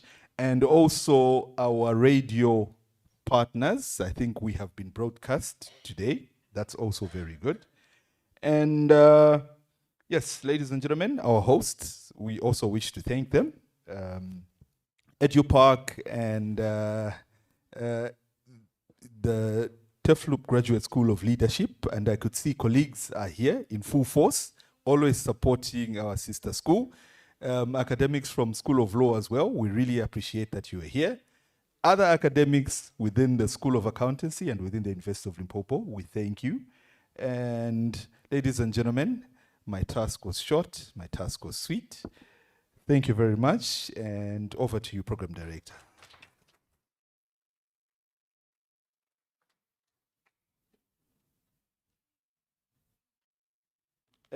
Thanks, Ndatenyir, and I will tame my eye. It's intimidating you, but I was just paying attention.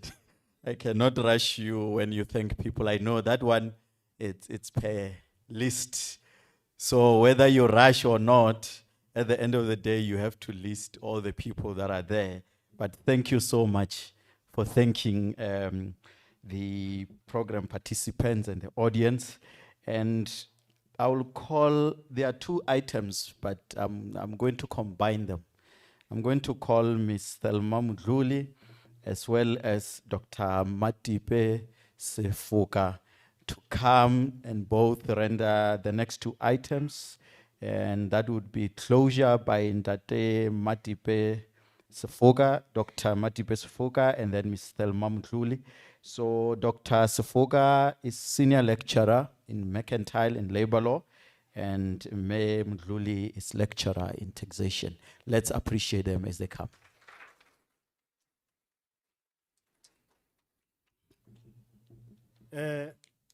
Colleagues, good afternoon. All protocols observed. My task here is very simple. It is to determine whether you are going for lunch or not. But I feel for you because you have been sitting here for quite some time. So I'll be very short and ensure that you, of course, proceed to lunch. Now, but humanity tells me that I must perhaps thank you. Although you have been thanked enough, but there are no actually amount of words that could thank you enough. Colleagues, thank you very much. Before I release you to go and enjoy your lunch, I want to at least touch on important two aspects that have been, of course, ventilated enough. Tax matters are of seminal importance. It is like your pension matters. I've seen in most cases, some people will wait until a year or two just before they go to their pension. That's when they will start asking questions about their financial issues, which is totally wrong in my view. Now, my advice to you is that at least now we have a tax clinic that will give us this tax education. So take advantage of that and do not wait until you are being sent the love letter that my senior here has been referring to comply. So in that few words, colleagues, I would say with those powers that are vested in me, I now declare this important and successful gathering of the launching of the UL Tax Clinic officially closed. Thank you.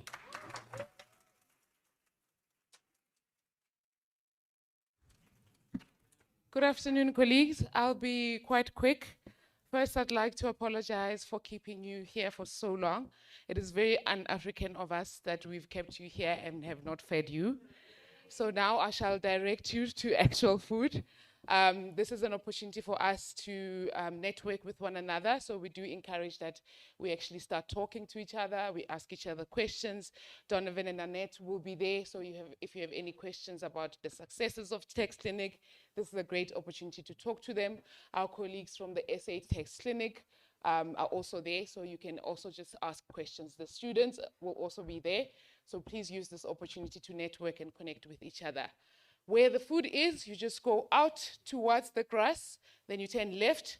There's a sign that says kiosk. You go all the way towards the end of the building. You turn left again. You will see this a tent-looking area. That's where the cafeteria is. If you didn't hear any of that, you can just follow me. Thank you.